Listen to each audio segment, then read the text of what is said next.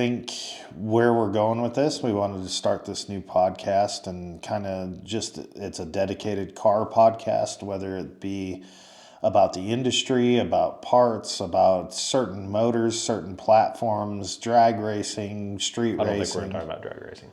Yeah, we might talk about drag racing. We probably won't talk about NASCAR. That's where I draw the line. Yeah, NASCAR probably won't be a subject. Very, very little talked about. But no, upcoming car shows, who's putting them on. Maybe we'll get some of those people on here. As far as the industry goes, anybody that, especially people that we respect highly in the industry, inside and outside of our city, just kind of the bench racing, just talking about whatever we want to talk about as far as the car stuff goes. I guess first introduction. My name's Chase Marbury. And I'm Jeremy Muxlow. And we are co-owners of Ace Automotive Performance in Lubbock, Texas. And we specialize in everything from everyday maintenance and repairs on your vehicle, daily driver, to performance upgrades, to full restorations, custom builds. What's exotic cars? Yeah. We do a lot of exotic cars. We do a lot of different things here. So we're going to kind of get into some of the stuff that we have issues on a daily basis with, and not even so much issues or cool stuff that we do on a daily basis, and on and on about it. Yeah. I guess we can start off with a couple of the cars. I guess the cars that we have. I've got a 2007, I think, Mustang GT with a supercharger on it, centrifugal supercharger. It's got some suspension work done to it. One-piece drive shafts, stuff like that, kind of all set up, ready to put some big power to it. Just haven't put big power to it yet. Trying to think. We've got the shop truck. We've got the S5. Yeah, so that one's been a long project coming. It's almost there. Yeah. We've got a 2009 Audi S5. This was a new obsession of mine. Last year, my cousin bought one, and I drove it and fell in love. Manual V8, four-wheel drive. They only made those for about 4 or 5 years in the V8 before they switched over to the low displacement V6, supercharged V6s. And they kept the manual for a few more years, but yeah. And so this is kind of a neat car. Has a lot of low-end torque and a lot of power potential, especially because it's got forged internals. So I'm about to put a Whipple supercharger on it. But we've had it disassembled and been working on full, kind of I don't know, what would you actually call what we did to that engine? It's not really an overhaul, is it? No, it's not. We didn't overhaul it. We went through, and obviously we started out by fixing a valve cover leak.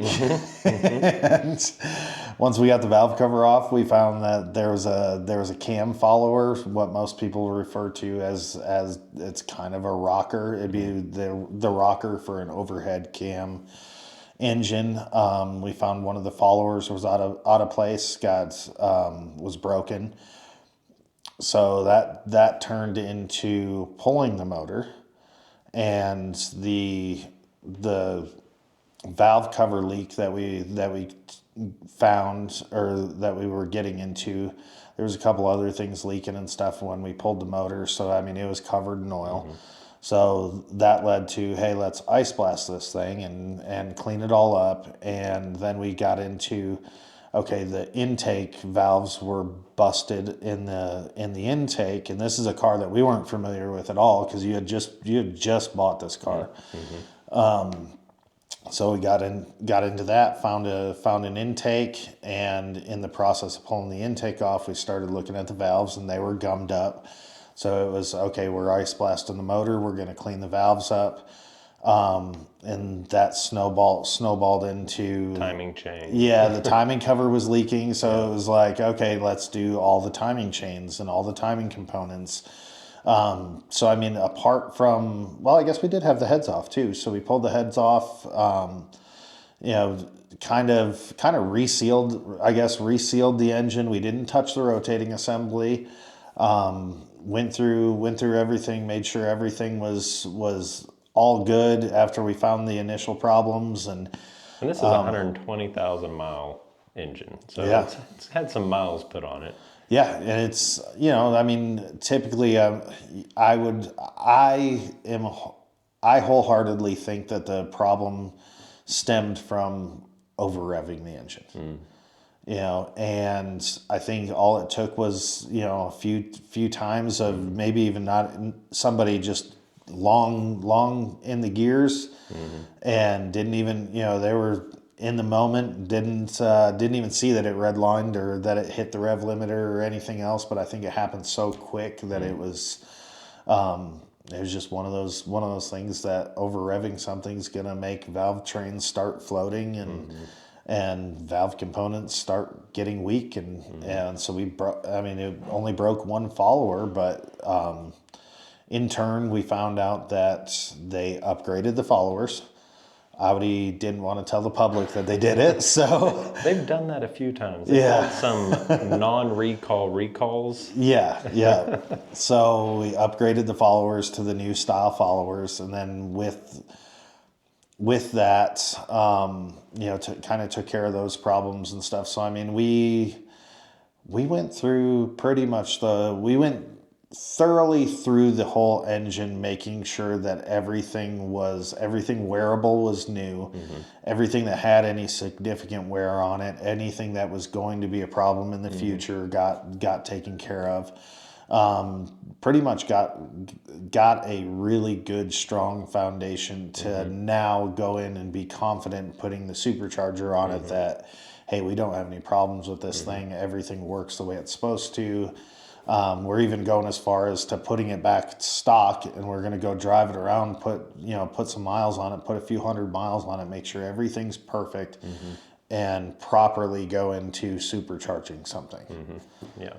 So the whole idea of taking a car, I think I bought this car for $9,000, and I probably overpaid for it for what it was, but it's kind of a unique car. Not a lot of them were made. Wasn't there only like 300 of them made or something? Or 300 of them got shipped to the States or something? I bet there were more than that. I think so. For the manual V8, I bet there were probably more than that. I don't know. You may be right.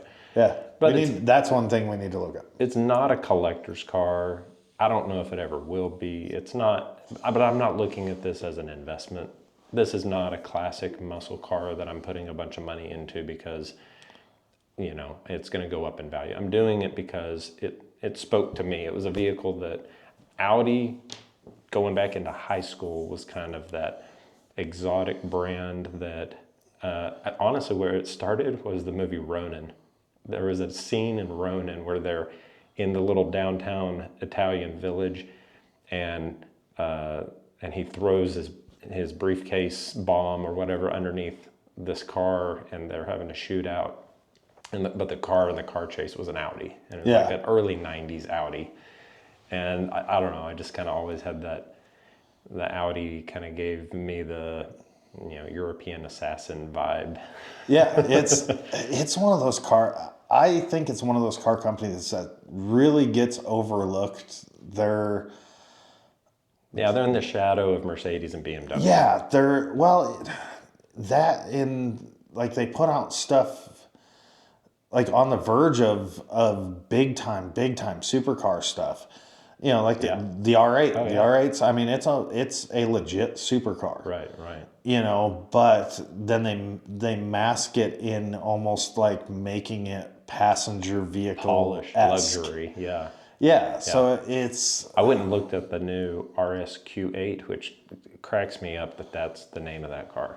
It's like, let's just call it an MNLOP QRSQ8, right? Like, it's just like, how many letters can we cram in here? There's a brand new RSQ8 at the Audi dealership here in Lubbock, and it's got the carbon package and the executive package and the 156,000 sticker price. What is the RSQ8? So it's the Q8, which is the 4-door SUV. It's their flagship. Okay. Yeah. It's the biggest SUV. The SQ8 is the sport version. The RSQ8 is the Ren Sport version, so their highest level. And this thing's 600 horsepower, stock, family SUV. You know, it's a beast of a car. But yeah, you're right. It's that, let's cram some real serious performance inside of a polished family vehicle. How does that compare to like your the X6 M? It's probably comparable. Is it? I don't know the exact numbers on like the X6Ms, but I'm sure it's probably comparable. Yeah. They're coming out with such crazy stuff. I mean, putting power in the hands. Oh yeah. You know, family SUVs with 600-700 horsepower. The Lamborghini Urus, which really the RSQ8 is the Lamborghini Urus, because they own Lamborghini. Okay. Yep. And it's basically the same car, just different badging. Yeah. But it's comparable. But yeah, the fact that Lamborghini decided to come out with a family SUV. Yeah. And now even Ferrari. Ferrari's got one now? Yeah, the Passang. I think that's what it's called. And I did not know the joke is that Ferrari spent 4 years and $400 million developing basically a Mazda CX-8, whatever it looks the same. If you look at the Mazda SUV next to the Ferrari SUV, they have the same silhouette. I've got to see this. I didn't know that they came up with one. I can't believe they did, because that's one of those brands that just, they're such a purist. Ferrari. I think it's called a Passang. Purosang. P-U-R-O-S-A-N-G-U-E. Yeah. I didn't even have to type it in. It came right out. Oh, yeah. It's curvy like a Ferrari. Yeah, it is. It's definitely curvy like a Ferrari. I really don't like the two-door one. That's interesting. Oh, they're suicide doors. Yeah. Okay, yeah, I don't know if I care for that. Is it all-wheel drive? Must be. I would think it is. I would think it is. Interesting. Yeah. Very interesting. But yeah, it's interesting to see what the trend has become in the last several years of family, not just, performance sedans and performance wagons too. That was becoming a big thing really 15, 20 years ago. Performance wagons were becoming a big thing. Yeah. And now, the performance SUVs and the performance trucks. I think I'm over the performance truck though. I don't need 1,000 horsepower and 4-wheel drive and off-road capability. Everybody needs that. That's just unnecessary. Everybody needs that. No, that's that gets into right into the truck that we just finished. I didn't think I would have that much fun with that little project that we did. We did it for my girlfriend's grandfather. Mm-hmm. He wanted, we were looking at Raptors. We were bouncing back and forth, and he really liked, because this time around it had to be ruby red. He wanted a ruby red truck so bad, and we just happened to find a ruby red truck at the Ford dealership, and in the Raptor. And he was really hot on it, and he's like, "Well, I don't need all that horsepower. I don't need the extra added glitz and glam of the Raptor. Plus the fact that it's got really big tires on it. They do have a big running board, which I really gave him a lot of credit for that, because it wasn't too awful difficult for him to get into. But he's an 86-year-old man. He's moving a little slower and everything else. It was something to that was tough to get up into. So he wanted, but he lives up in the mountains in Cloudcroft, so he wanted that 4-wheel drive capabilities. He wanted the aggressive tires. He wanted a suspension that didn't bounce him out of his seat going down, because he spends 90% of that truck's life is going to be spent on a dirt road. Right. It's a true off-road vehicle that he wanted to do. So we hooked him up with stage 4 Icon suspension, reservoir shocks, coilovers in the front. I mean, it was an awesome upgrade. We were playing around with it on the back roads around here, 70 miles an hour, and it felt like you were on concrete with it, with stock tires. So I think it turned out to be the tire size that we went with, half an inch taller, half an inch wider is all we went. It ended up, we measured it when we started and we measured it when we were finished. It raised the height of the truck of a stock Lariat F-150. It raised the height of that truck 3/4 of an inch at the door. Oh, wow. Okay. Yeah. So he got an 1.5 inch increase in the front, 1/2 inch increase in the back, and that translated to 3/4 of an inch at the door.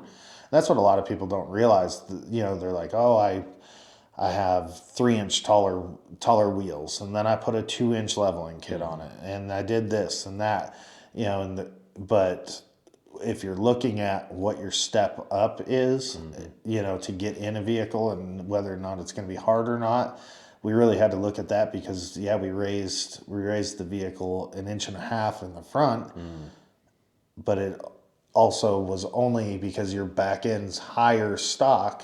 We didn't have to raise it as much in the back. We didn't raise it I don't think, just the 1/2 inch with the extra added tire, which actually I think it only translates into 1/4 of an inch. So across the whole thing and at the door, it turned out to be 3/4 of an inch. Interesting. So he could get in and out of it, no problem. He loved the fact that he could get in and out of it. It looks way more aggressive. The tires are way more aggressive. We went with a Toyo Open Country Trail RT, I think is the tire. It was a new tire that just came out. Yeah. It's like a hybrid tire. It's not quite a full-blown mud tire, but it's not anywhere near an all-terrain either. It's more towards the mud tire spectrum, but Still rides pretty smooth. yeah, it still rides pretty smooth. Didn't have a whole lot of extra road noise when I drove it or anything like that. Shout out to Hometown Tire here in Wolford for Yes, they help taking us care of with us on that. everything. They do. We have to have them on. We need to have Yeah, we'll have Justin on. Justin on. Yeah.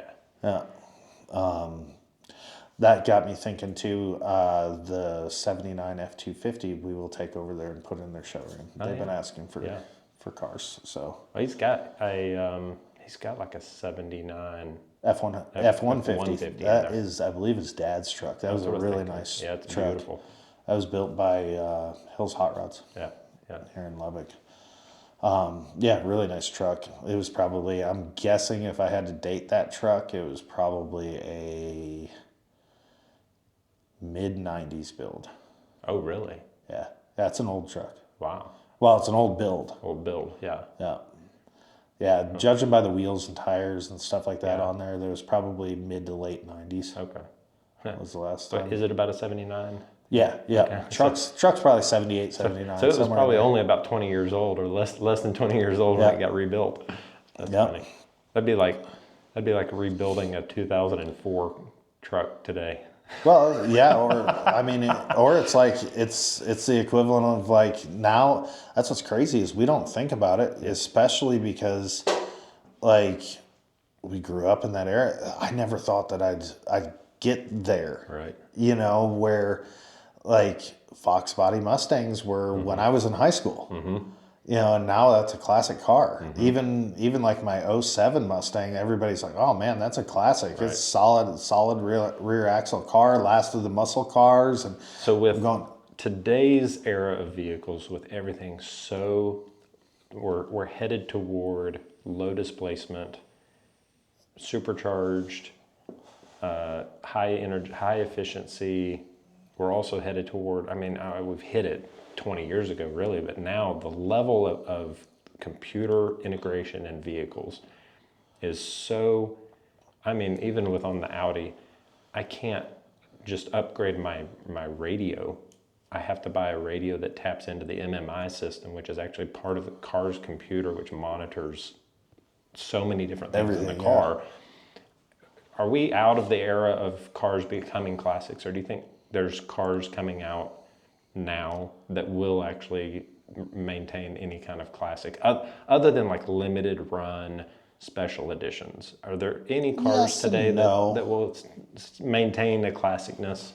I think there will be. Obviously, we never would have thought that the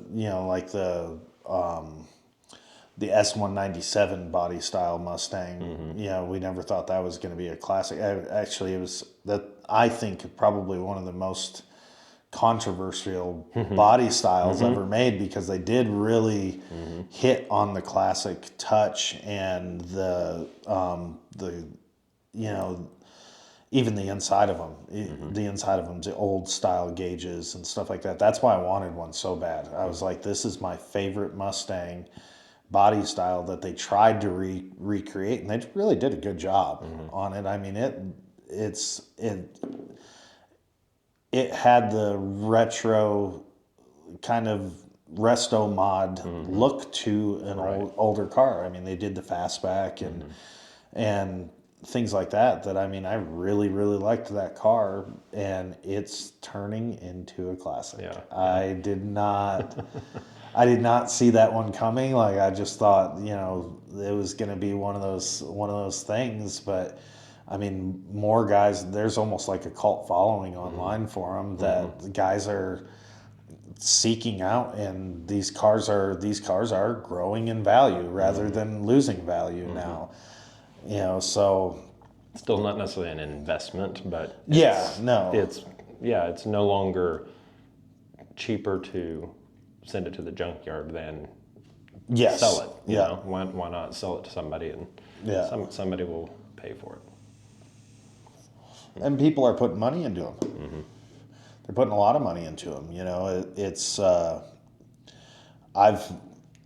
I've kicked it around a million different ways how I want to build that car, really, because it does need some stuff. And I've kicked it around. Do I put the Coyote motor in it?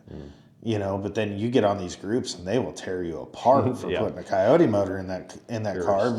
Well, it's more, that was one of the last Ford motors that they think has the classic muscle car sound. You put a cam in that car and it sounds amazing.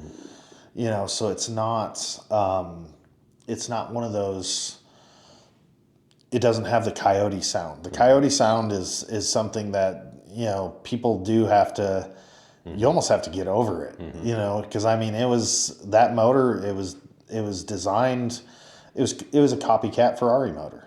Oh, really? Yeah, yeah. It was 100% a copycat Ferrari motor. If you read, Ford bought a Ferrari and they bought 10 of them. Okay. They bought 10 motors. I guess got a hold of 10 motors, or bought 10 motors, or maybe bought 10 cars. I don't know, but they literally pretty much reverse engineered the Ferrari motor. Wow. To come up with that dual overhead cam.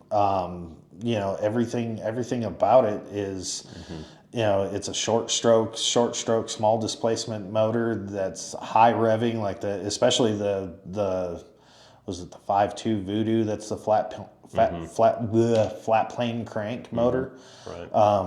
That thing's, it's everything that a Ferrari motor is, and revs to, I forget what those 5.2s rev to. I want to say like 9250 or something like that. Yeah, they rev to the moon. Dang. And to have that, it's got a different sound. It has people. I get a kick out of it all the time, because I'll mention something like at Cars and Coffee or something like that. you'll hear something. They're like, "Oh, that's so and so in the Ferrari leaving," and I'm like, "No, that's sitting right there. That's a Mustang." And they're like, "No, there's no way in the world that's a Mustang." And sure as shit, you see a Mustang going down the road. Like, yeah, it's got a very, if you do the exhaust right on those, they have a very, very unique European sound. Is what they are. But that was just on the GT350s, right? Or was it only the GT350? Well, even the Coyote motor period sounds like that. Okay. It's just it's a lower revving. Yeah. It's got a crossplane crank and stuff in it, but yeah, it's those motors, they rev high. They're dual overhead cam engine. You know, you put the right combination and stuff with it, and they sound very European. Yeah. You know, not European as in like straight six European, but they sound like a Ferrari European kind of, especially once you do the certain things to them. I have a dumb question that I should know the answer to, but I've never taken the time to research it. Is a flat plane crank mean it is not a V8? No, it's still V8. It's still a V8 because the cylinders are in a V shape.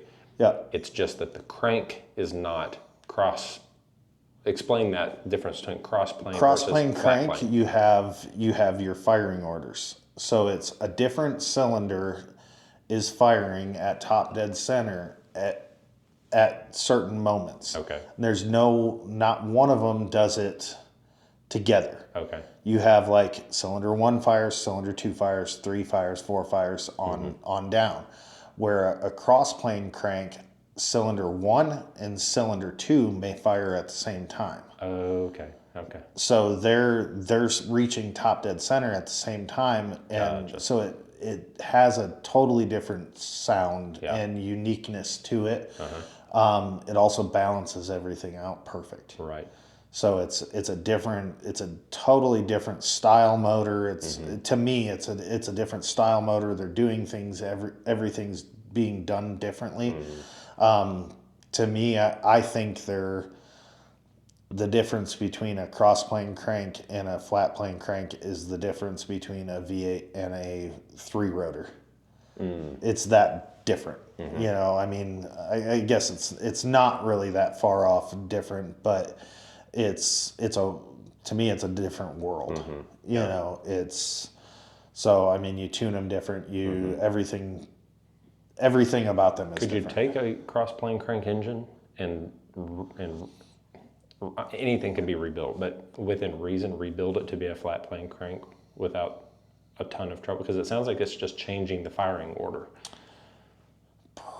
Probably. I mean, the 5.2 and the 5-liter are not very far off from design. A lot of the parts interchange and stuff like that is my understanding. We haven't done a whole lot of cross-plane crank stuff or flat-plane crank stuff. I mean, but I would think different engine management system, different. I mean, obviously, if you change the crank rods, pistons, all that stuff to accommodate it, I mean, nothing can't be done. But theoretically, it could be done. Theoretically, yeah. I don't think it'd be any. I don't think it'd be a people huge. doing that, and so it must either not be worth the cost, or. But it seems like it could be. Like you take a 5.0 Coyote and tweak it to be a flat plane crank engine. Yeah, a little bit of that, and a little bit of. I think a lot of it is, you know, your horsepower gains aren't going to be much. Okay. Your torque. RPM gains are going to be where it's at. Well, and low end torque's going to increase, wouldn't it? Decrease. On a flat plane crank? Yep, it decrease. Okay, I thought it had better torque. Yeah, I'm almost positive you've got a little less torque, a little higher horsepower. Oh, okay. With a flat plane crank. But yeah, I mean, guys are using them in. You know, it's more of a road car thing, where, you know, everything you see around, especially around us in Lubbock, is racing on the loop, and a little bit of some drag racing stuff and some autocross stuff, Which we don't like condone racing on the loop, just so we know. we don't condone getting caught racing on the loop. But yeah, it's we don't have a road course here. Right. We don't have a whole lot of people that are really doing a lot of open track, big track racing. Right. So in turn, we don't see a lot of that stuff around here. I mean, it's a completely different realm to what I mean. One of the things with a race car that we're helping a guy on is that they ran into was the person that built the car didn't account for the car having as much oil pressure as it needed in a long, drawn out 3G turn, going right into another 3G turn. Like all of a sudden, your car is pulling all the oil to the left, then it's pulling all the oil to the right. Nothing's sitting in the oil pan for very long, other than to cross over with G-force. So all that stuff's got to be taken into consideration to make the motor last. It's I've been learning a lot just to going through. I'm doing some more schooling and stuff, some more tuning schools and things like that. And I mean to realize on a track car, the difference between a track car and a street car in the amount of time you spend at full throttle load. Full throttle load on a street car is, no matter, you can rag the piss out of your car from the time you start it until the time you shut it off. And the most that you're ever going to probably be at full throttle, because we have speed limits and everything like that, is I think they said it was like 16 to 18% of the time that the car is running. Whereas you have a track car, it's under full throttle load an average of 80% of the time. Yeah. So I mean, There's no stop signs. There's no stop yeah, lights. you're as fast coming out of a corner, 100% load on it, as much traction will handle until the next corner. Then you're shutting it down, braking, and coming out of that corner the same load.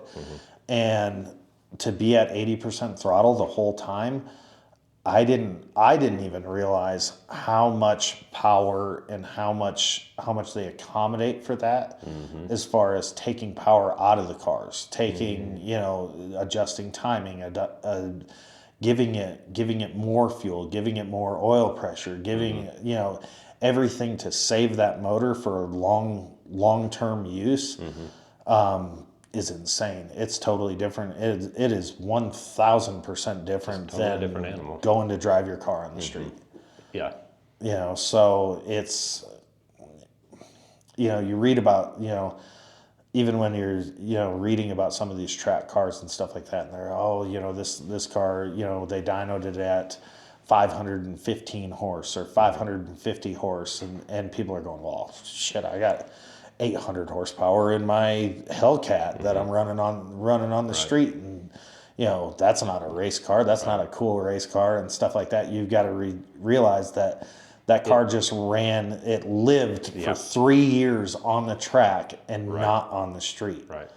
And that's a huge accomplishment. Yeah. Well, and you're also in a race, if you're, especially endurance races, that's when it gets really crazy, because you're out there for 6 hours, 12 hours, and you're putting that car through grueling situation for an extent. It's like if you were to drive from here to Dallas and not let off the pedal. Yeah, pretty much. Full throttle the whole time. Yeah. The type of punishment that car goes under. Yeah. So it's just purpose built for two totally different uses. And we don't get into that over here. Right. It's... and that's something I had to learn as not necessarily a new enthusiast, but going from being a casual enthusiast to actually going to the track and having a car that was capable, the Corvette C8, very capable at the track, but it still had its limitations. I had to add additional transmission fluid before I could go to the track.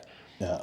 But once I started understanding the world of racing and getting into that and realizing I could go for a weekend here and there with a street car and have some fun. But if I was going to go actually compete and get my license and be good at it, C8 Corvette's out of the question. Yeah, It's purpose built. You need to take something that you're going to build from the ground up, basically. If you're going to actually go compete at those high levels, spec Miata, spec Boxster, whatever. Yeah. Yeah. And even this, our friend's car that we're working on, you know, he's basically turning it into more or less a spec Corvette, a little bit higher. Well, and that's the issue. That's a whole different topic. We're gonna get into that with him when we have him on.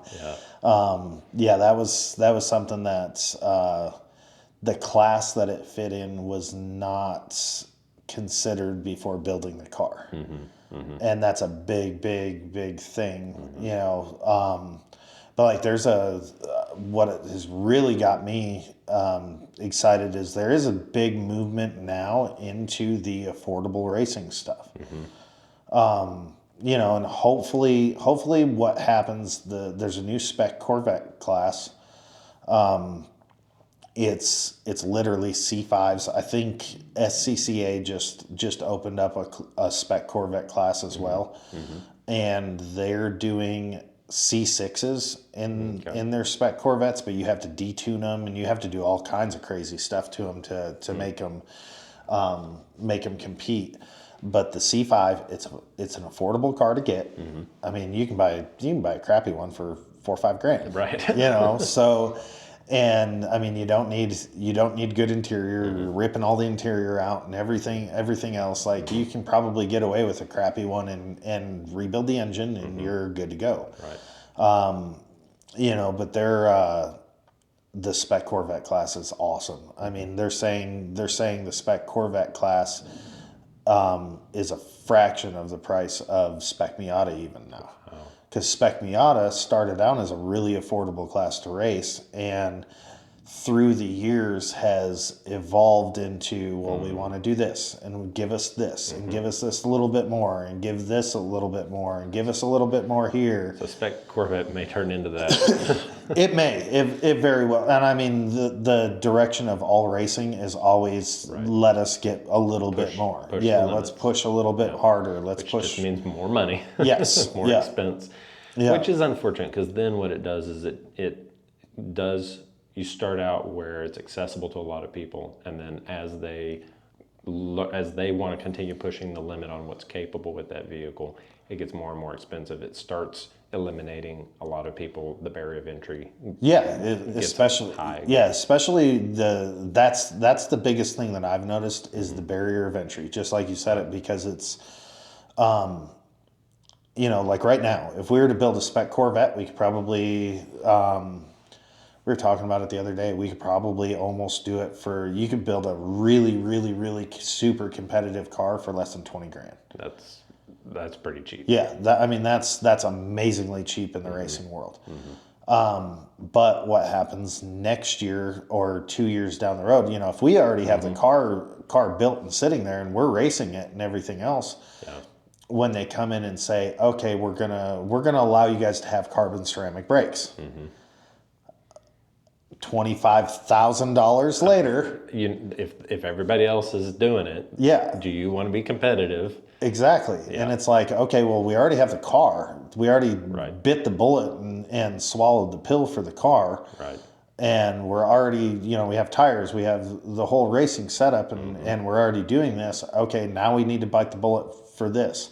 But then even the people racing the class are going, well, it's only another $25,000. You spent $20,000 last year traveling and tires and blah, blah, blah, you know, on and on to travel around to the events and everything else. But that guy getting in goes, holy crap, this is $20,000 to build my car, another $25,000 for brakes. So now the barrier of entry just went from $20,000 to almost $50,000. Yep. Yeah, and especially new guys getting into it, they don't have sponsors yet. So they're having to fork it out of their pocket. Yeah, and you're not going to find a whole lot of, you know, that's well, I shouldn't even say that, because I think that's one of the things that's starting to kind of get unique in racing is you have more sponsors willing to help now, because racing is, I mean, is as much as everybody wants to say it, racing's dying.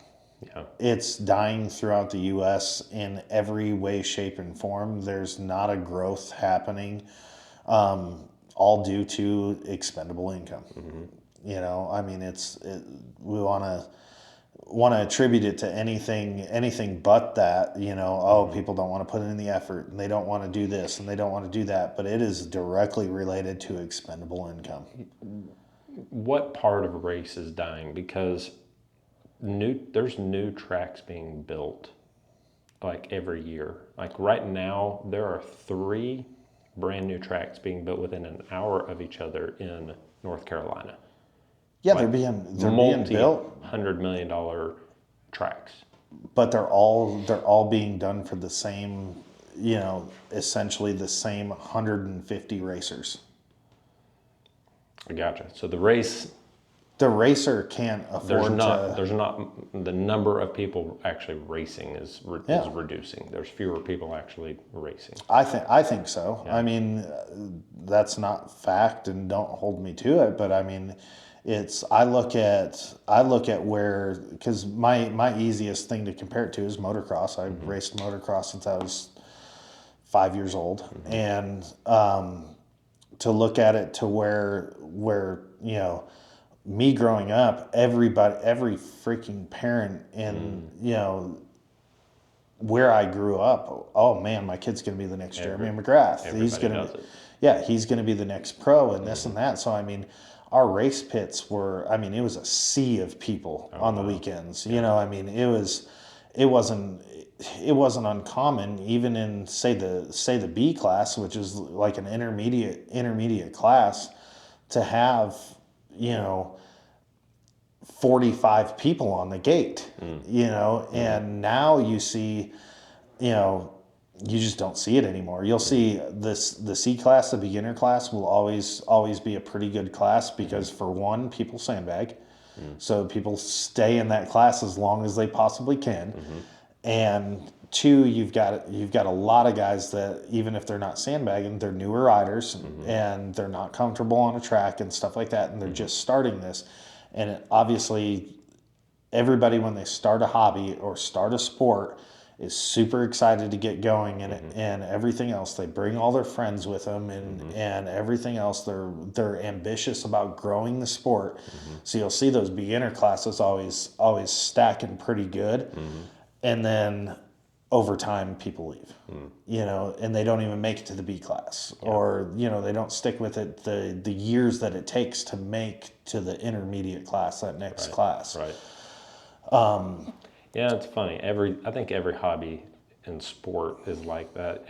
You get excited about it, you get into it, and then once you start realizing, once you get past the, okay, I actually know what I'm doing stage, now we're looking at incremental improvements. And then you're looking at private lessons and more time at the track or the court or the whatever, and you start realizing, or especially as a kid, you know, you as a parent's like, okay, we've invested this money because you wanted to do this. Kid kind of starts losing interest once they realize this is turning from a fun weekend thing to do into a career. A major commitment. Commitment.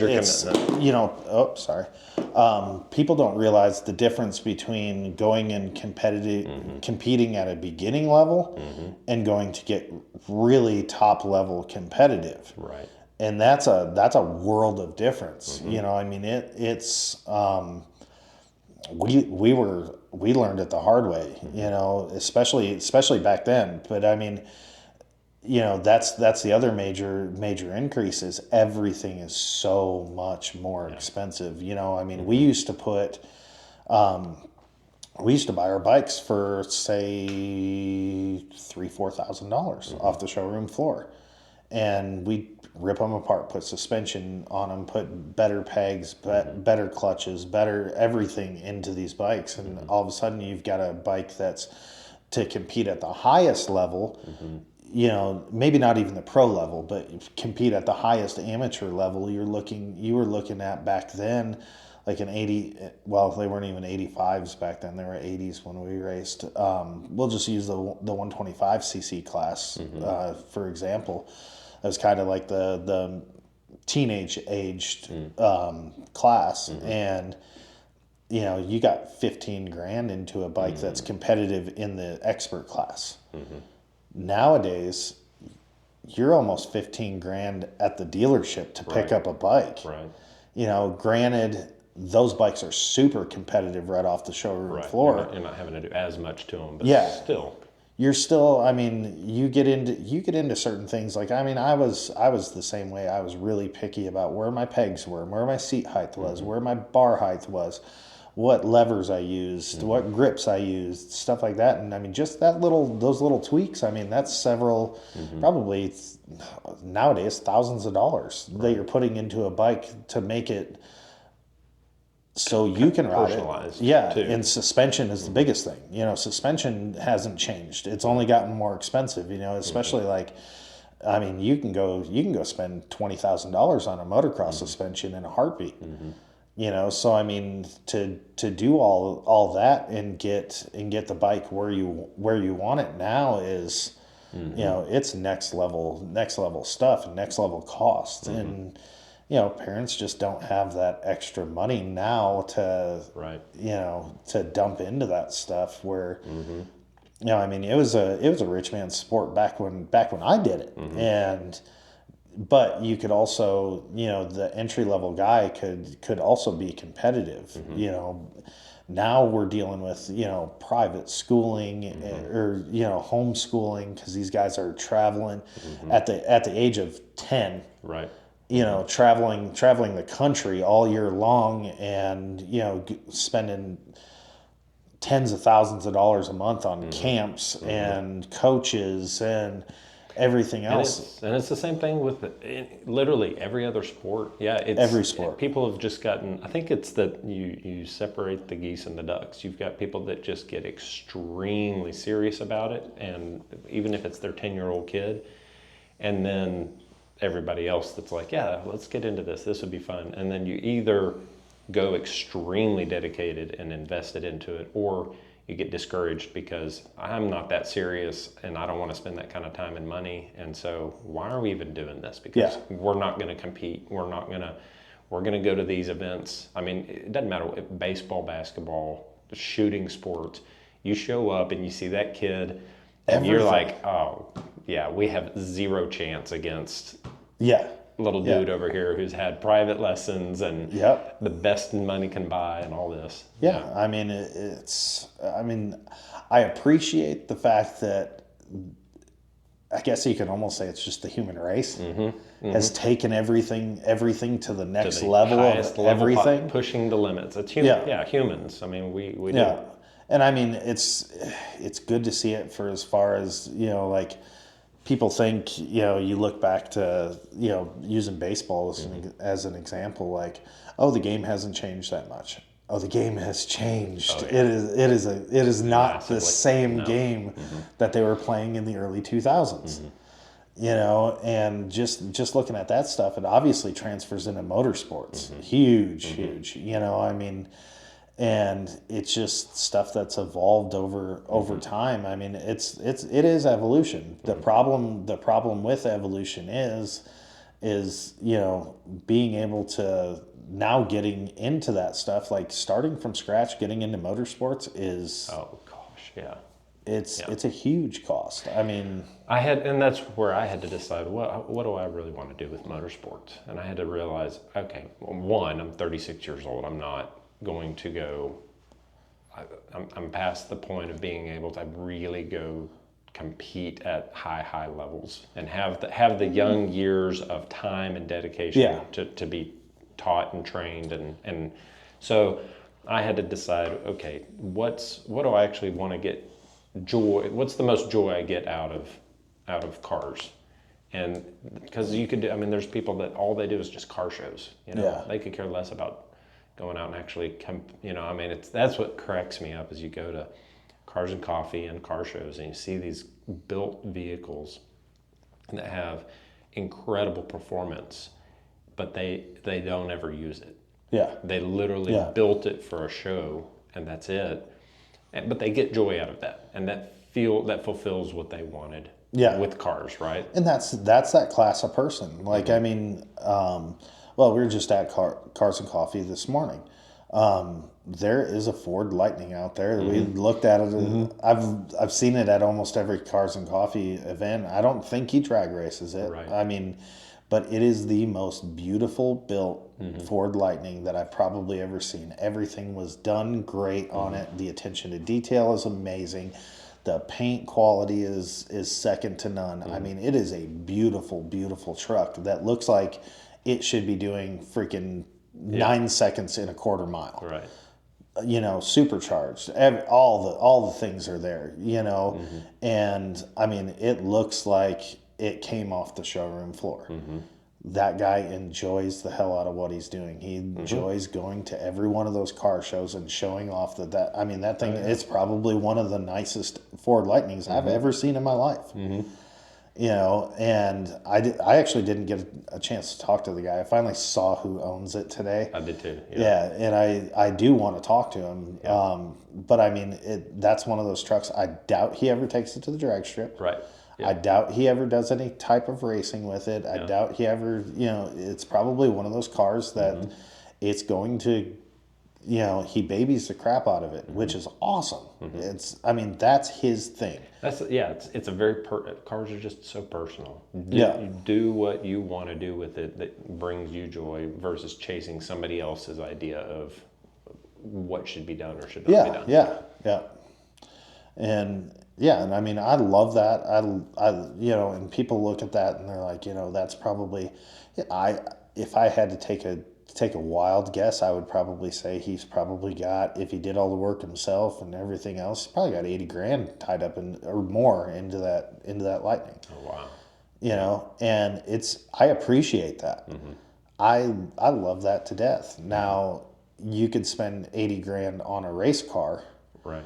And it's not going to look like that at all. Right. You know, and you're going to be racing one of the bottom end classes. You know, I mean, and you know, it's probably to be all encompassing. I mean, Spec Miata, they say is about 60,000 a year to race. Yeah.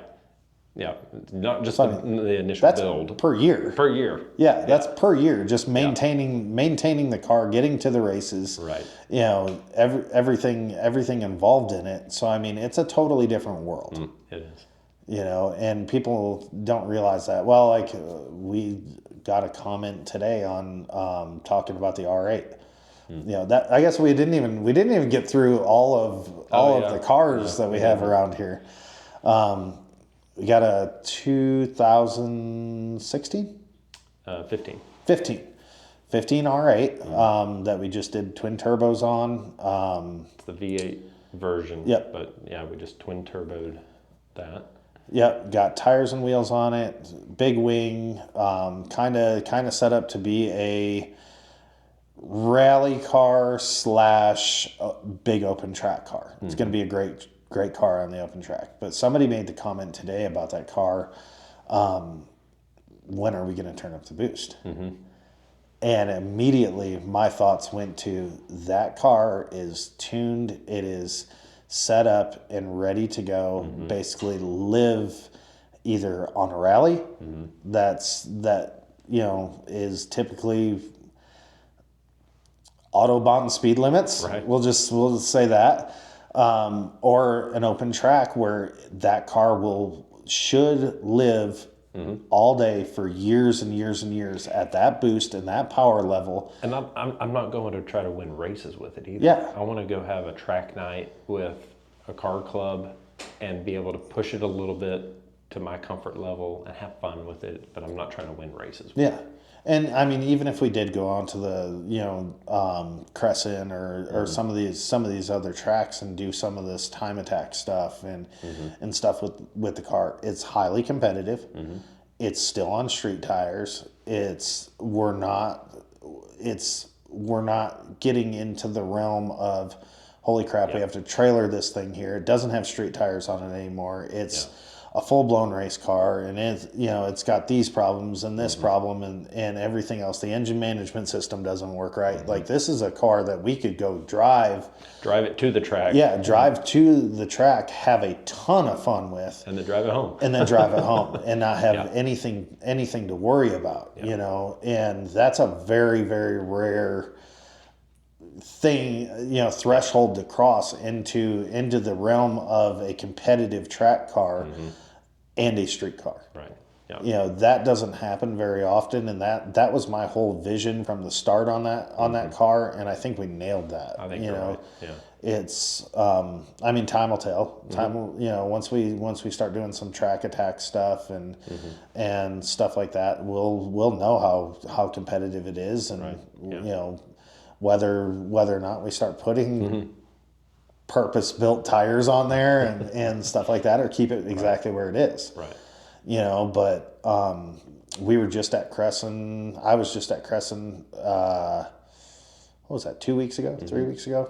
2 or 3 weeks ago, and jumped on there with a almost very close to bone stock C8, and ton of fun.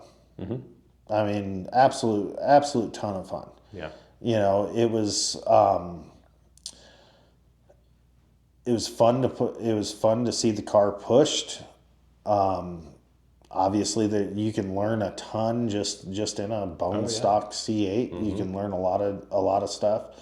But then again, I saw the difference in full blown track car to stock street car when I think it was a GT3 RS. It was some sort of Porsche race car, no interior, full blown Porsche race car. Got on the track, and I think it was probably within 5 minutes lapped that C8 twice. Yeah. Yeah. Totally different world. Yeah. Totally different world. And people need to realize that, it's we don't see that world over here. Right. Yeah. But I think if we had a track here, we would see a whole lot more of it, because I think people wouldn't. They would see, yes, it's a huge cost. It's that's the biggest thing for me to go over to Dallas and see this, just 300 miles away from us, and see the level of things that people are doing over there compared to what we're doing over here is, we get into full on resto mod builds, and people are like, man, do we really need 6-piston brakes? What are we going to use those for? And stuff like that. And it's like, man, I want to build this thing to go actually do something with some of these cars over here. And it's hard for people to see that vision of, okay, yeah, I'm going to go spend $2,000 more on my braking system so I can just chunk it into a freaking hairpin like nothing, and not have to worry about boiled brake fluid and stuff like that. So it's people, I think we get into, it's done over here for the luxury and looks and status more than it's done for the actual purpose. So it's just I think it's a different world anywhere you go, really, as far as that stuff goes. Yeah, you just have to decide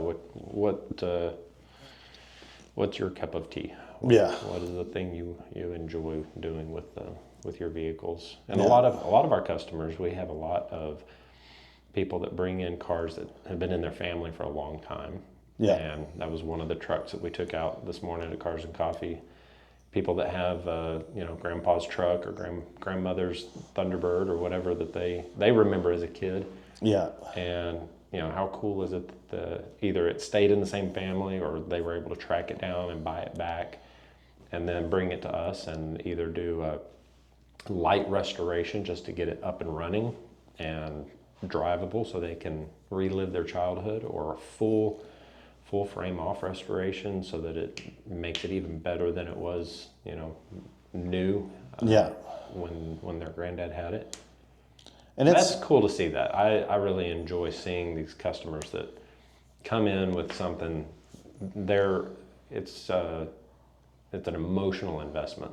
Yeah, They're not yeah. looking at let's take this to Barrett Jackson and flip a vehicle, but they're bringing it in. They want to do this because it's meaningful to them. Yeah, I think that's like I get a lot of joy out of, and that's why we've never changed the way we do business.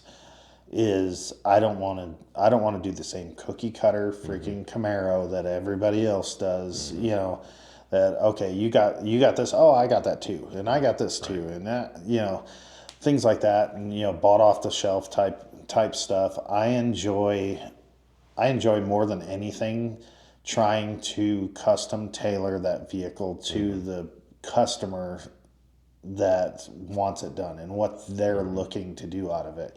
And you don't hit it all the time. I mean, you have customers that have unrealistic expectations for the amount of money, and then you have customers that don't want everything that you see and envision in the car.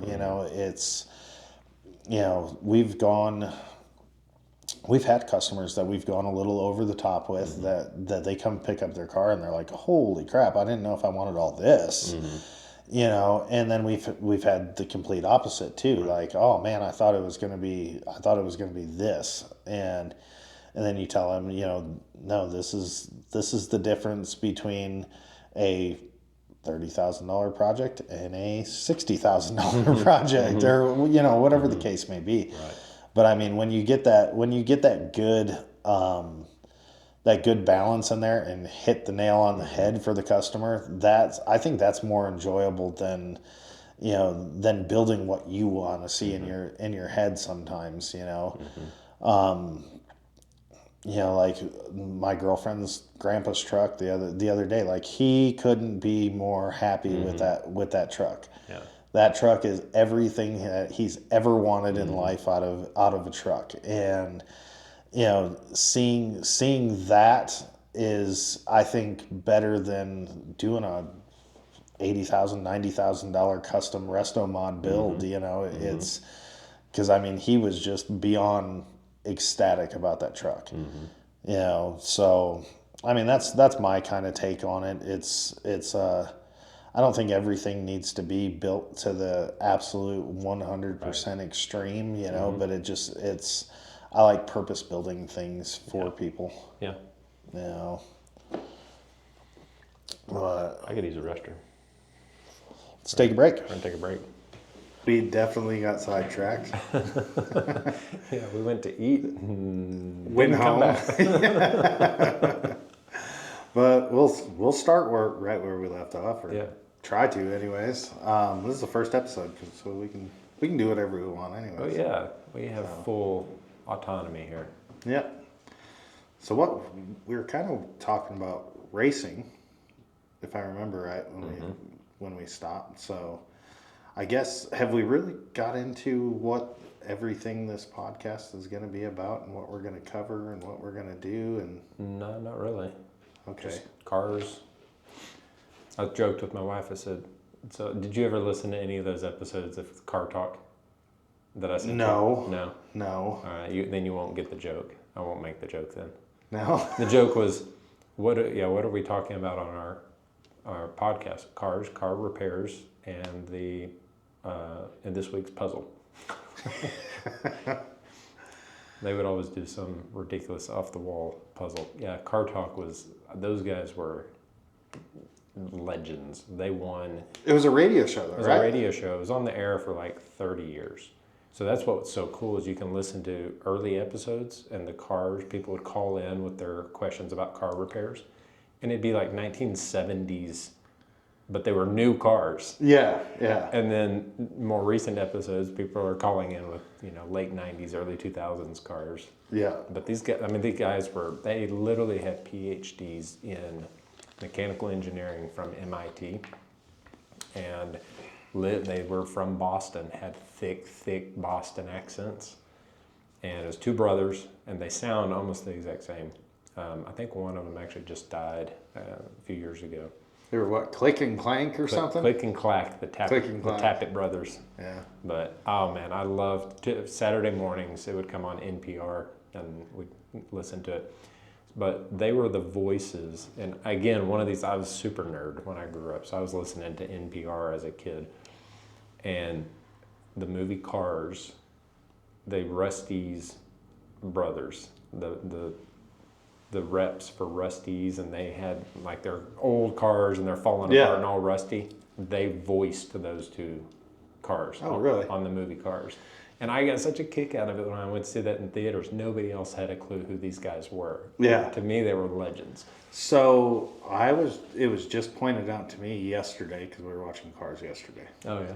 Yeah, that's pretty much a household thing around us. Yeah. I think they watched it probably. Well, they watched all three. They watched all three the last few days again for like the 100,000th time. Gage picked up that I think it's one of the mechanics or one of the guys in Cars 3 is Lewis Hamilton. Oh, really? Yeah. I didn't know that. His name's Lewis. Yeah. Has a car in there. That's cool. Yeah, I had no idea, and he kept pointing it out, and he's like, right there, right there. And I wasn't paying attention when he was doing it, so I was like, yeah, I didn't hear it. Voiced by Lewis Hamilton? Yeah. Okay. Yeah. Okay. And I don't know if it's 100% valid. That's what he's like, I know that's Lewis Hamilton's voice, and I was going to look it up. I'm going to have to I need to look it up and see. I bet there's more voices on there like Michael Schumacher was voice in the first one. Oh, really? Yeah. And he came in. It was Michael Schumacher. Yeah. I didn't know that. Yeah. That was, I'm assuming, before his accident. Yeah, I think so. Let's see. Yeah, I'm curious who all. Darryl Waltrip was in there. Jeff Gordon. Lewis Hamilton. Yeah. Yep. Yeah. So he was right. That's cool. I wonder who else was in there. Richard Petty. Seeing some more notable people. Right. Cheech Marin. Have you seen the tattoo of one of the F1 pit guys has of the little forklift?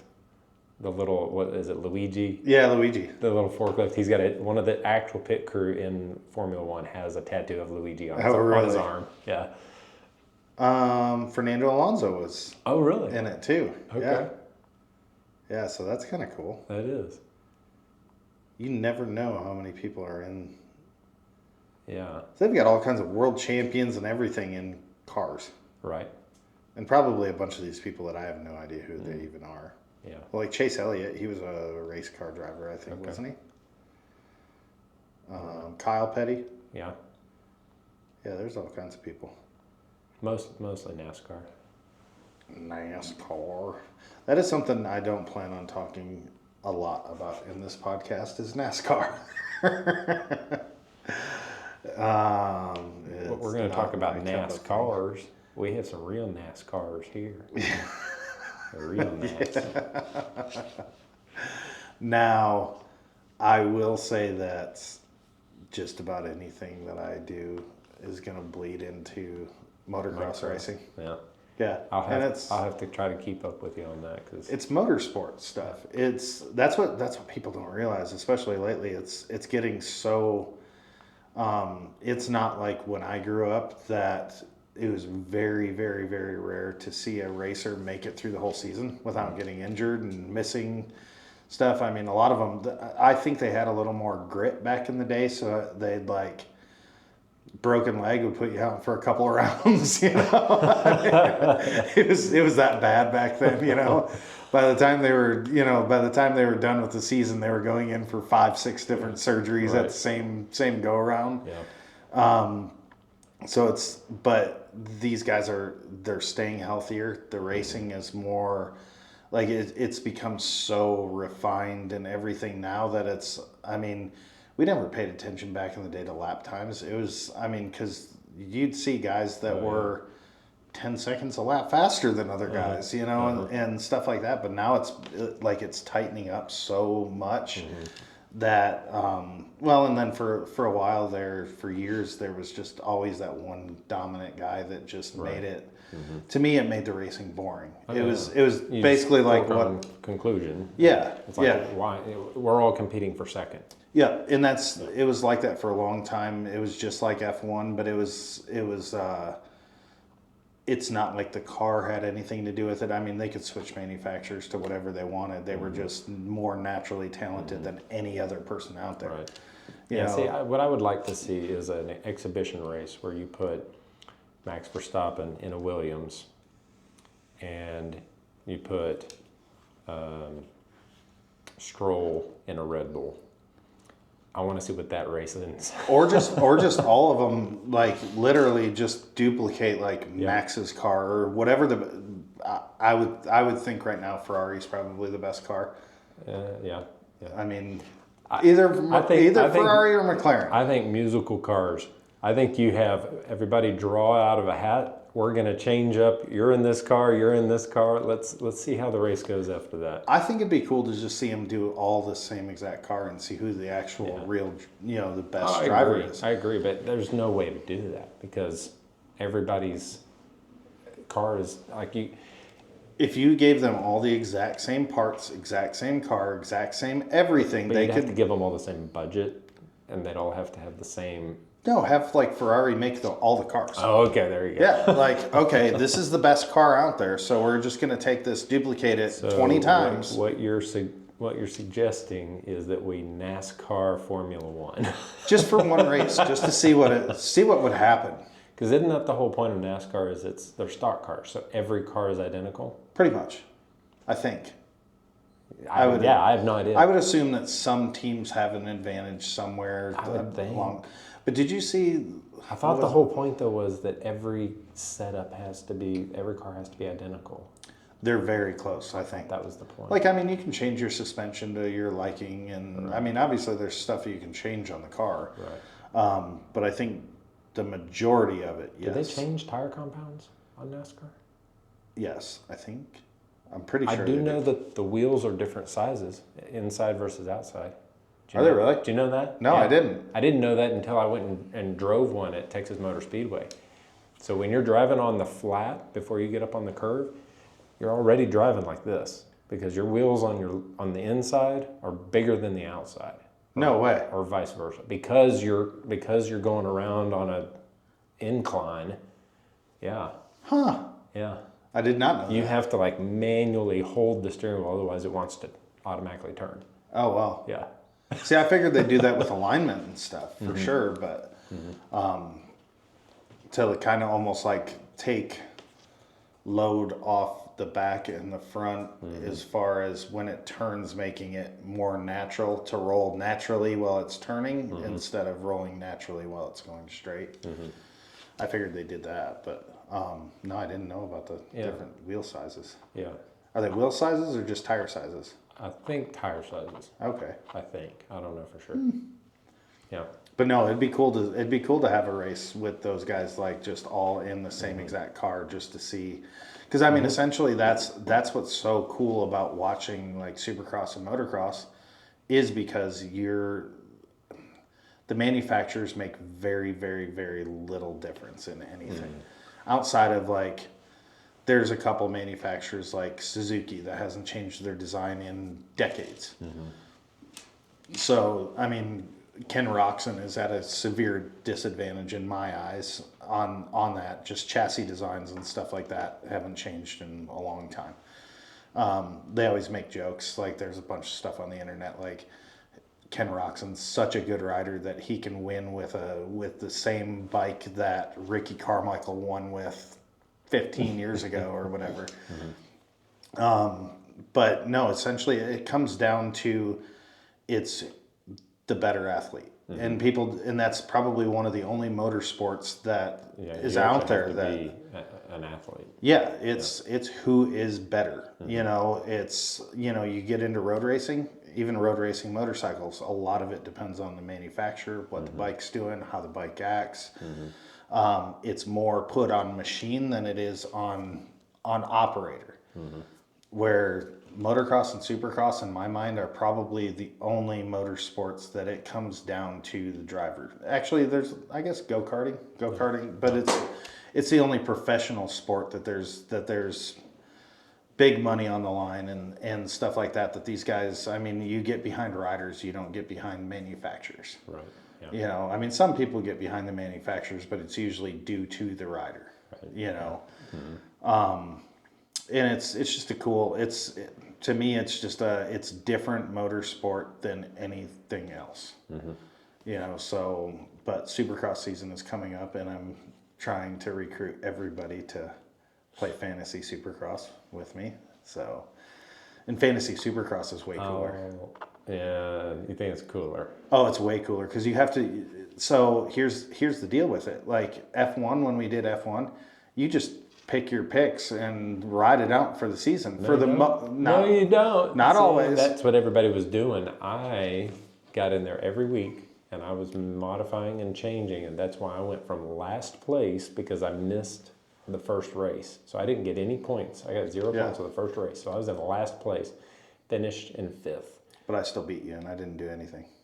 Yeah, but I was in last place because I had 0 points. So I had a handicap. Yeah. But I finished in 5th because I was going in and modifying my drivers and paying attention to what was going on.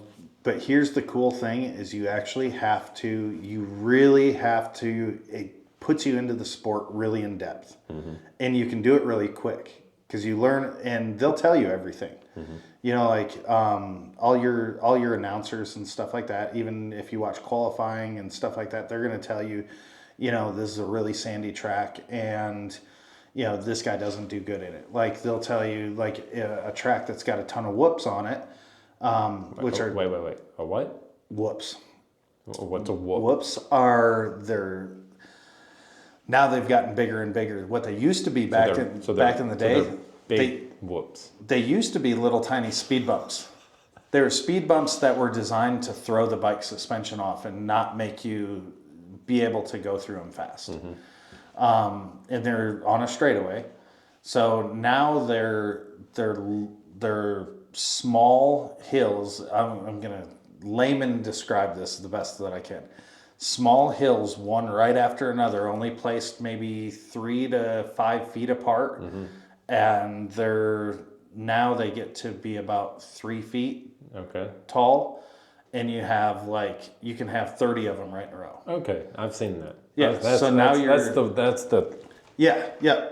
and now you're trying to go as fast as you can across 30 little tiny jumps. You know, so in the method of it, you know, it used to be skimming.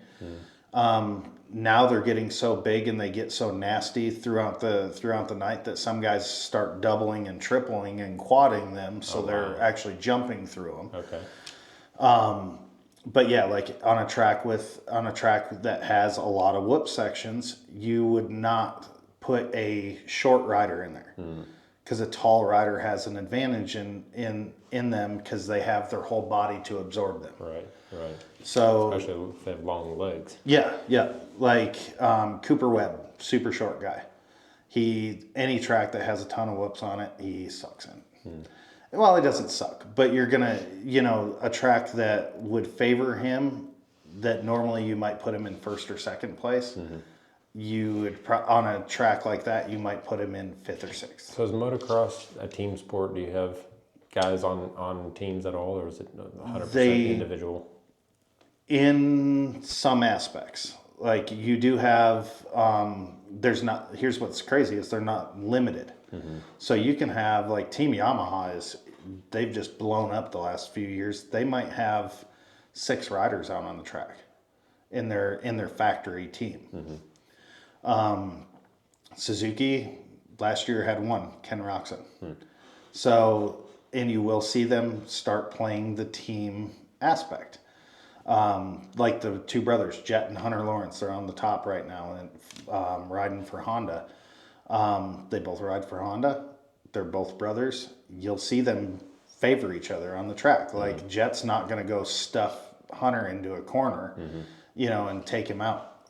But Hunter also last year we saw him let his brother buy a few times because his brother was going to win the championship. And Hunter couldn't even win the championship if he tried. Because he had a really slow year starting out, and then towards the end of the year, he picked up the pace and was a contender. I mean, I think he won a couple of races maybe last year. So he became a serious contender towards the end of the year, but his brother had already won the championship. He could never catch him in the points, so he was helping his brother. So you will see a little bit of that, but it's not. What's crazy is it's completely opposite from F1. A lot of times the teams in F1 have all that tension built up, and with motocross they help each other out. You know, it's more of a we're going to come together and do this thing together. But no, it's a super cool sport to watch, because I mean you really have to pay attention. You have to pay attention to some guys. You know, you'll go through and hey, this guy sprained his ankle last week. He's taping it up and he's still going to ride this week. Yeah. You have to pay attention to the injury reports and stuff like that, because one guy might, if he's got his ankle taped up and he sprained his ankle in training halfway through the week or whatever, next thing you know, you're looking at a guy that's always on the podium to, hey, he might not be in the top 5. Right. Yeah. So Gotcha. you adjust all your fantasy picks to that, and so yeah, it's just fantasy Supercross is super cool. You make a completely different selection every single week. Gotcha. So, and my exposure to motocross is Nintendo Excite Bike. Excite Bike was awesome. It was one of my favorite games when I was a little kid. I loved it. So I'm trying to keep up with you, but yeah, no, I'll give it a shot. I'll give it a shot. Going in the first week is rough, especially if you don't know the sport. Because going in the first week, nobody knows where to go with it. I mean, I've been watching it since I was 4 years old. You know, and I don't have the slightest clue what to do with my first picks. Like, basically kind of go off last season, who was hot last season. But then again, those guys, they go through a whole motocross season in between the Supercross seasons. So some guys, like I haven't even paid attention to, there could be some guys that are out on injury and stuff like that aren't even going to line up for Anaheim 1. No, yeah. So, but yeah, it's a cool sport. It's a really, obviously it's a sport that I've been involved in since I was a little kid. Before I could ride a pedal bike, I was racing motocross. So it's, but you know, it's one of those things that I've always followed as far as motorsport goes. It's pretty cool stuff. Do they have monster truck racing? Is that a thing? I think it is. That'd be freaking awesome. You need a huge course, but it's a tiny little course. Cool. It is? Yeah, it's a tiny little course. They do it in stadiums. Do they really? Yeah, they like just do a circle. No, I'm not talking about stadium trucks. I know what a stadium truck is. Now I'm talking like you go to a monster truck rally and they're doing the cool flips and stuff. I want to see those trucks race. Yeah, but they just do it in little tiny arenas. Okay. Yeah. Okay. Yeah, they like go across the arena, hit a jump, Yeah. back across the arena, hit a jump, and they're done. And they race. Okay. But it's... I mean, I realize too, those things are designed for a ton of torque, not necessarily high horsepower. So they're not necessarily going to hit a top speed super fast. They have a ton of horsepower too, though. I'm sure they do. Yeah, those things are crazy. Well, to get the torque, I guess you get the horsepower, but yeah, those things I'm sure they're geared way down because those things have got. You watch a monster truck rally, they go from 0 to flipping 3 times in the air in 10 feet. They do wheelies. Yeah, it's insane. With an amazing amount of weight. Yeah. Yeah, those things are... I don't know if I've ever even been up close to one. So they on average have 1,500 horsepower and 1,100 pound-feet of torque. Yeah, That's a way lower than... It's less than I thought. Yeah, that's way lower than I thought. I figured they were like 3,000. Yeah, I did too. 1,500? Huh. Bugatti's got them all. Yeah. Good Lord. Maybe it just has to do with the size of the wheels. You have that much torque, but then your wheel is 6 foot tall. Yeah, that's true. What is that? I don't know the engineering on that, But yeah, they still go fast. they do. Yeah. I mean, they go, 50, 60, like Right. that. Mm-hmm. You The know? average top speed's about 100. No way. No way. They can go up. I would not be going 100 miles an hour in a monster truck. There's no way in hell. Not happening. No. And they weigh about 12,000 pounds. Yeah. Yeah, those things are heavy. Yeah.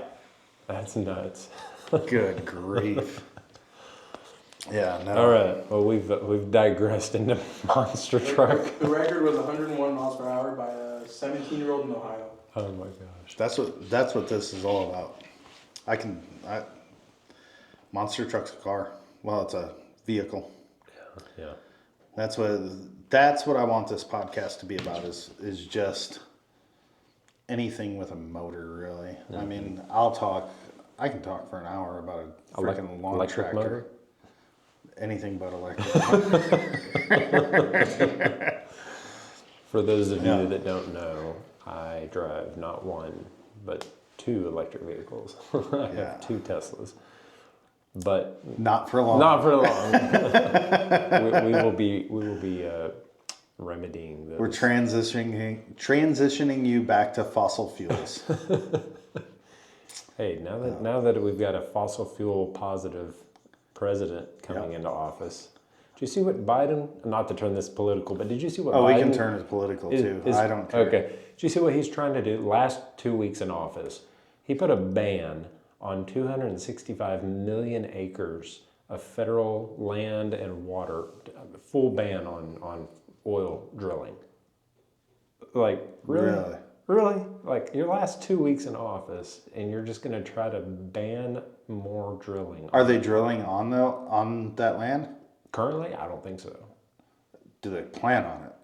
Yeah, it's like a bunch of okay. offshore stuff in the Gulf and up around Alaska. It's all areas where there is oil. Yeah, he's just like, yeah, screw you, Trump. I'm gonna. But I think Trump said according to him, he can reverse it as soon as he's in office. Yeah, that's the thing. I mean, I don't understand why they're wasting our tax money to do stuff that, like, they know. How much money did it cost to put that ban on that land? Probably, I'm gonna guess, just no idea. $500,000 probably in resources and time and all the people litigation. And yeah. At least, yeah. And probably. then we're gonna go spend $500,000 and reverse it in the first day. Yeah. Why? Yeah. We could build an awesome race car for $1 million. Yeah. And not have to deal with that. Okay, another funny, again, not trying to be political, but this kind of cracked me up. It's kind of dark, but it's funny. So, he commuted the sentences of like 37 out of 40 death row inmates. Last 2 weeks in office, he commuted or pardoned. Yeah. Or no, commuted their sentence. He didn't pardon them because they're still, like, he converted it from In status. death penalty to life without parole. Okay. 2 of the inmates have filed emergency petitions saying that they're rejecting it. No. They're like, we don't want our sentences commuted. Well, because I'd imagine they're probably already prepared. No, actually, it's because by accepting it, it would give them no ability to continue their appeals, and they're still trying to appeal and prove their innocence. Yeah. Okay. So they're still trying to. 2 of them are trying to still prove their innocence. Did you hear what he did to Michael Fauci? The Dr. Fauci? Yeah, Dr. Fauci. Gave him like a pardon or a blanket. A blanketed pardon. Pardon? Like, you can't charge him for a crime because they're worried about RFK getting in there. Right. And finding something that he's guilty of. I had not heard that he had done that. Oh, yeah. He did it today. Me. Oh, okay. Yeah, he did it today. Doesn't surprise me. Was I?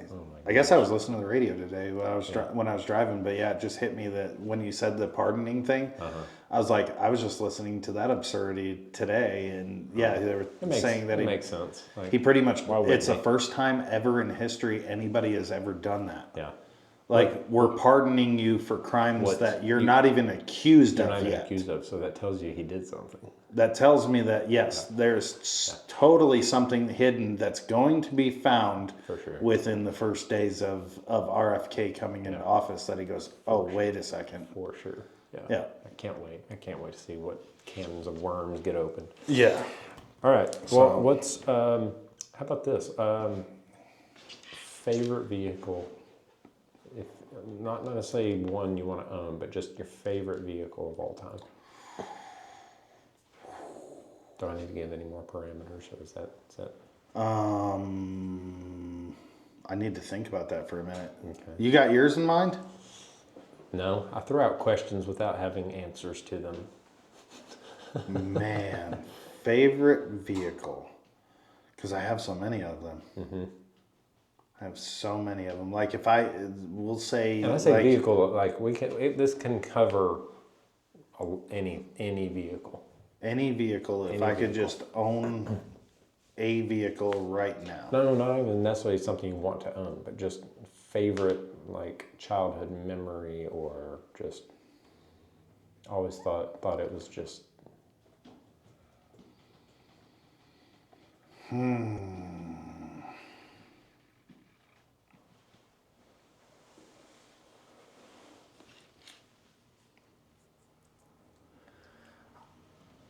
I can't get over it. Probably Eleanor. Eleanor. The 67. 67 Mustang. Yep. Yeah. The GT500 Mustang. Mm-hmm. And I think it's just because it's always been the pinnacle car for me. Yeah. Like, growing up and stuff like that, we've had a lot of Mustangs in the family and everything, and it's just, that's always been my go-to. Like, that was the king of all cars for me growing up, was the 67 Shelby GT500. Yeah. And then obviously when Gone in 60 Seconds came out, it was like, oh my God, they just took one and made it even better. Now, is the Eleanor, is there actually body panel differences on the Eleanor version versus just a 67 GT500?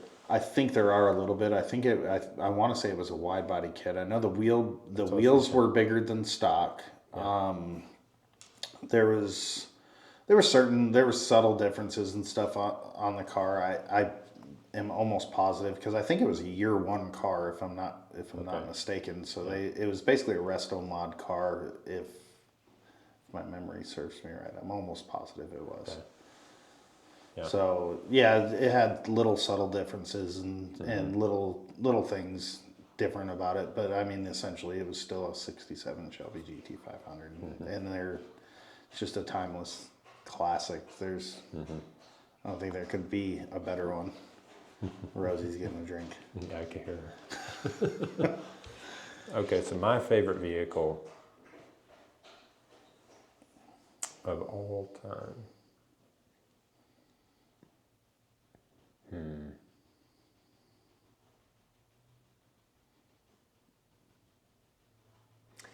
Probably the 1960 Rolls-Royce Silver Cloud 2. Just that long front hood and the I think I know what you're talking about. yeah, I think that's the one. I think it was the Silver Cloud 2. Wasn't that didn't we have somebody that was just interested in bringing that in?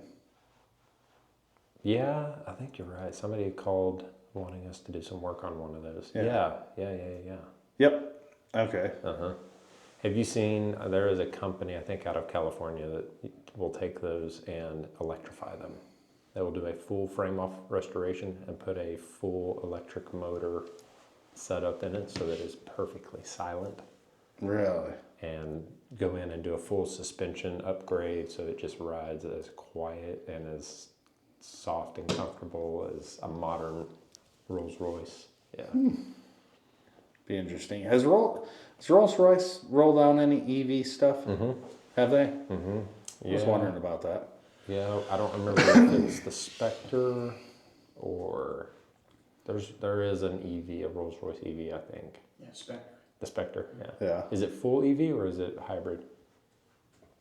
It may be a hybrid. First fully electric marker. Okay. Yeah. Yeah. That's what's been crazy to me is all these supercars rolling out their electric assist stuff and things like that. See, and that's where I think that I think that's a useful technology. Yes. Not necessarily fully electric, but use of that to add horsepower, control, torque vectoring. Use the technology to better the car, not necessarily to replace the ICE engine. Yeah, and I think that part of EV technology is awesome.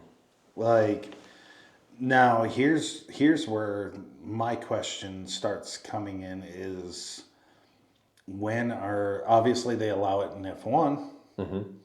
Are they going to start allowing that stuff in other race platforms? Like, are we going to start seeing Probably possible electric assisted drag cars? That's a good question. Or, I mean, electric assist in, obviously we're already seeing it. I don't know if you guys have ever heard of it, but in the motorcycle world. Yeah. I'll tell you, if they do, the last one to ever do it would be NASCAR. Yes. Just yes. out of principle. Oh, absolutely. Absolutely. But yeah, I don't know. Have you guys seen any of the videos on like the Stark Varg is what they call it? No. It's an electric dirt bike. Oh, okay. This thing has the equivalent of 80 horsepower. Yeah. Your normal 450, full prepped race bikes, factory race bikes might be 64, 65. Yeah. So these things right out of the box, you can just click a button and you got 80 horsepower. And what's the torque on an electric bike? Insane. Yeah. That's what's so crazy. They would just fling out from under. Yeah. Well, what's cool is the freestyle world is taking off with this thing because they use rotational mass, like when they whip the bike, when they're going up a jump and they whip the bike sideways. It's all the rotational mass from the wheels bringing that back to them. So they're doing stupid shit like turning these things around backwards, almost a 360, and then bringing it all the way back. Yeah. So just with the rotational mass, and they're like, it's like turning into a freaking gyroscope. Yeah, that's exactly what they're doing, and it is insane watching the stuff that they're doing with these things. Do they have two-wheel drive motocross bikes? They've tried it a bunch of times. Like I get really into like, what was crazy is that like back when I was a kid, obviously like magazines were the big thing back then. And it's where you got all your information on anything that wasn't normal, anything that wasn't put on TV, baseball, stuff like that. Well, so I was engulfed in motocross magazines and stuff like that my whole life. And they do like vintage sections back in the day. And I remembered like the only reason that I would read them is just because I was so obsessed with motocross and motorcycles that I'd run out of stuff to read in the rest of the magazine. I read the whole thing and I'm like, man, there's nothing to do. And it was back before cell phones and stuff like that. So I'm like, oh, I'm going to read the vintage section, you know? So I'd read about these bikes that I had no interest whatsoever in. Yeah. And I realized later on down the road in my adult life, like we'd start talking about motorcycles or talking about motocross and stuff. And people would ask questions like that, like, did they ever do two-wheel drive motocross bikes or motorcycles? And I'm like, oh yeah, back in 1974, there was a, Suzuki, came out with this idea that, but no, there has been, I think there's been like three manufacturers, and I don't think there was any of the big four that really tried it, but one tried a chain system on the front forks, and this was back when like they had like exposed girder style front end, so this would have been like back in the 50s, 60s. But they had like a chain running from the engine all the way down, and then it went up the forks and down to the wheels. Yeah. Wow. And then there was one that was like a hub drive that they did, I think in like the early 90s. And I can't remember exactly. The other one was it was like, it was kind of like one of those motorcycles. They had the big wheel 200s back in probably late 80s, early 90s. Yamaha made them, and they were basically like a 4-wheeler tire on a motorcycle, and somebody was putting out 2-wheel drive versions of those, and it was basically just to like cruise around Alaska and back in the backwoods and stuff like that, and be able to. But I could see with electric motors, I could see Electric motors, they could do it. and do a regular ICE engine for the rear and an electric for the front. Like that seems like it could be very doable. I think that. Well, I say that now. Like I thought 10 years ago, like we're not going to see any modern progression in motocross or supercross for a long time, and it's still going. Now, I will say that they went through.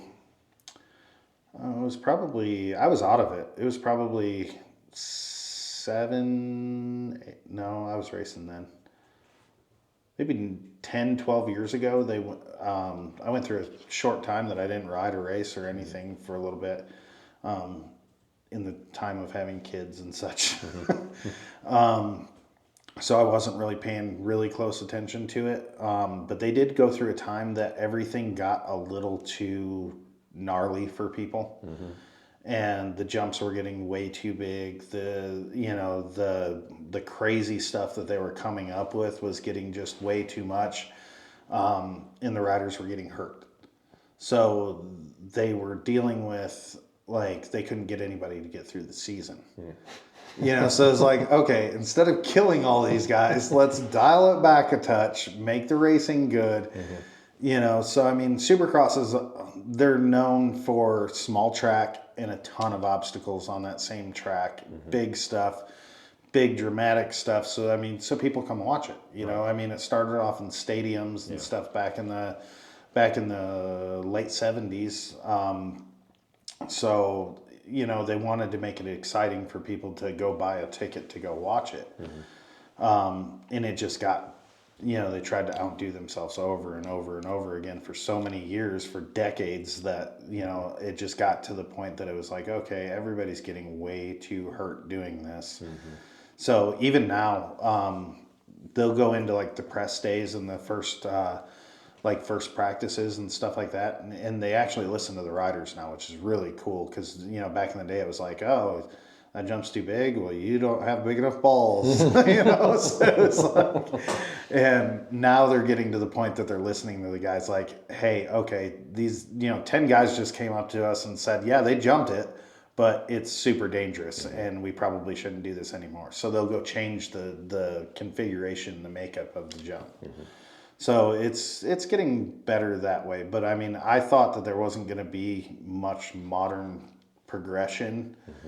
And it's really hard to imagine as quick as everything happens and as elite as these guys are, it's really hard to imagine that the human body could handle an electric motor on the front of it. Because, I mean, it would speed stuff up that much faster. And they're already these guys, if you really, really watch, especially if you see it in person. Like if you can see a pro rider on a track, like up close and personal, to see how on the brink of out of control they are 100% of the time is insane. Yeah. And really, to tell you the truth, they're riding at 85%. So it's not out of control for them. But for us to watch it and see it, and because it's on a dirt track, so it's, you're being comfortable with being uncomfortable. You never have 100% traction. So the bike is sliding and moving out from under you at all times, and you're using all of your muscles in your body to keep that under control. So I mean, for somebody that hasn't raced or doesn't really know it, you'd watch it and you'd be like, oh my God, that guy looked like he almost crashed 50 times that lap. And he's totally in control. So to see if they ever progressed it into an electric motor in the front or anything else, it's... So, well, I was wondering about electric motor in the front to allow for more control over when they jump. We were talking about the wheel spin and how that affects your ability to control it in the air. So my thought was electric motor in the front wheel, because the front wheel you can turn, then it very much becomes like a gyroscope. If you're also then able to bring stuff back and it's. I'd be curious what that might. It could. I mean, what kind of crazy maneuvers you could create if you had the ability mid-air to suddenly start your front wheel spinning. Yeah, because I mean, and we use it for everything. Like, we'll use it to, like you use your gas and your brake to control that gyroscope, even especially on the back. Like if you're nose high in the air, you hit your back brake and it drops the bike. You know, and that's stuff that they'll do multiple times in the air, and you know most people don't even pick up on it. They're like, "What?" You know, but the front brake does the same thing. It'll drop because you'll grab both, and then you know if your front end's too low, you rev the piss out of the thing, rev it to the moon, and it'll drop.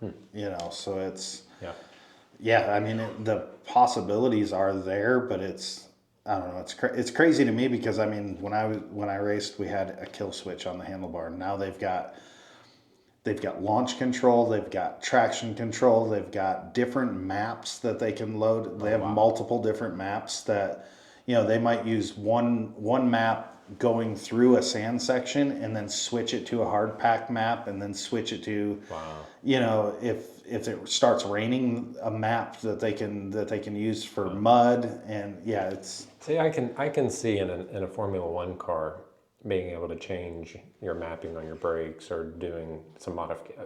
Doing that on a motorcycle, that seems most of it's done in the air. Crazy. That seems most scary. of it seems like it, but once you've done it, it's almost like, I mean, because like especially like mud races when you have tear-offs, because you have obviously they have tear-offs in car racing too, but we'll tear the tear-offs in the air. You know, you just go over a jump and you got 1 to 2 seconds to do whatever you want because you know you're not under load. You're not, if you're in a good position, then you can move around on the bike. You can do what you gotta do what you gotta do. So a lot of that stuff, and especially in Supercross, you're in the air more than you're on the ground almost. You know, it seems like that would scare me to death. That just like being mid-air and like trying to even just tearing off and then getting my hand back to the handlebar and still like paying attention like that scares me to death. Oh yeah, that's but it's a natural thing. Like I mean, I wouldn't even think about it. Like I look back now and I'm like, oh yeah, you know, I was over this jump at this track or whatever. You know, you're 30, 40 feet in the air, you're 4 stories up. Like that's enough to, if you were to jump off something 4 stories, you have the possibility of dying. Oh yeah. You know, but it's something you don't even think about it, and you don't even realize that that's the case when you're doing it. You know, the only time you really have any thoughts about it is if you crash. You know, if you crash, then it sucks. Who said it's not the speed that'll kill you; it's the sudden stop at the end. Yeah. But yeah, no, it's the electric stuff. I think the possibilities are there for it to be really enhanceful to racing, to even everyday automotive cars and stuff like that. It's just going full electric wasn't, I don't think, the answer. Yeah. I don't think it was what we were going for. Right.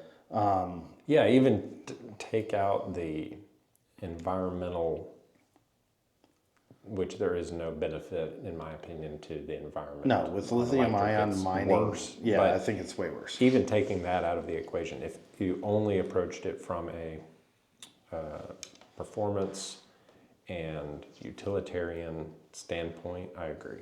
I mean, I tried pulling my trailer with my Tesla to take a real estate sign to post. I couldn't even make it back, and it was a 60-mile round trip. I couldn't make it out there and back on a full charge. This is a good subject. I wonder who we could have on to have this discussion, the electric assist discussion. Yeah, I don't know. Nobody's really done much with like increasing not increasing technology, increasing performance in electric vehicles. Yeah, I mean, even if you were a computer software engineer, I don't know that there's, I mean, hacking into Well, you can because it's the the same. software to be able to modify stuff. You really have to know what you're doing. Well, I wouldn't even think it's in the hardware. It's in the quality of the product. Because like it's the same thing essentially, and this is where I learned a lot, is electric RC car racing. We did that for years. Different motors with different winds, with different different technology and stuff in the electric motor itself. I guarantee you that they are making these electric motors in these cars economical. 100%. Yeah, even If even the high end cars. Yeah. They're not the top of the line electric motors. There's just no way. If you took the technology in the electric motors and stuff that they're using like in RC cars and scaled that up to a real car, oh my God. Yeah. Because I mean, electric RC car racing surpassed nitro racing years ago. Like it's more of a nostalgic thing now to go race a nitro car. I yeah. didn't realize that. Yeah, and it's, I mean, the cost difference is huge. Our nitro car, we had a ton of money tied up into. Where the electric car, I mean, we bought an off-the-shelf motor that you could go in with your cell phone and program. It was easy. Right. You got to have the top of the line stuff to be competitive in the nitro world. So yeah, it was. The electric cars are way faster. Koenigsegg actually has their own electric motor that they produce. Oh wow. One motor, just one. Tesla puts two in the front, two in the back. This is just one motor. Yeah. 800 horsepower. Yeah. From Koenigsegg, that one electric motor. So I knew that they had. Is it a fully electric Koenigsegg or is it a hybrid? It's a fully electric. It's fully called electric. Koenigsegg Dark Matter. I don't think I knew about that because I want to say they were doing a electric hybrid.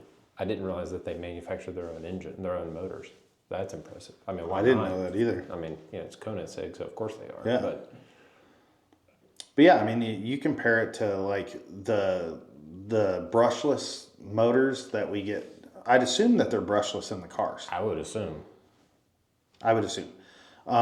But yeah, the brushless motors that you can buy in like your little hobby grade like Traxxas RC cars and stuff like that, they're $75, whatever, $65 and stuff, and they're marking those up, The motors we use in our race cars and stuff, they're $350, $400. Holy cow. Yeah. And they'll last, I mean, like I've had motors that last and they're rebuildable. So but they'll last just in stock form sometimes 3 years, 4 years, so I mean they're really efficient. Yeah. You spend it one time and like I think I've still probably got 5 or 6 of them laying around, but it's if you get one that gets a little bit tired or whatever, you can send it out and get it repaired or repair it yourself. But yeah, night and day difference between those motors, and it wasn't night and day difference in the technology or anything like that. It was quality.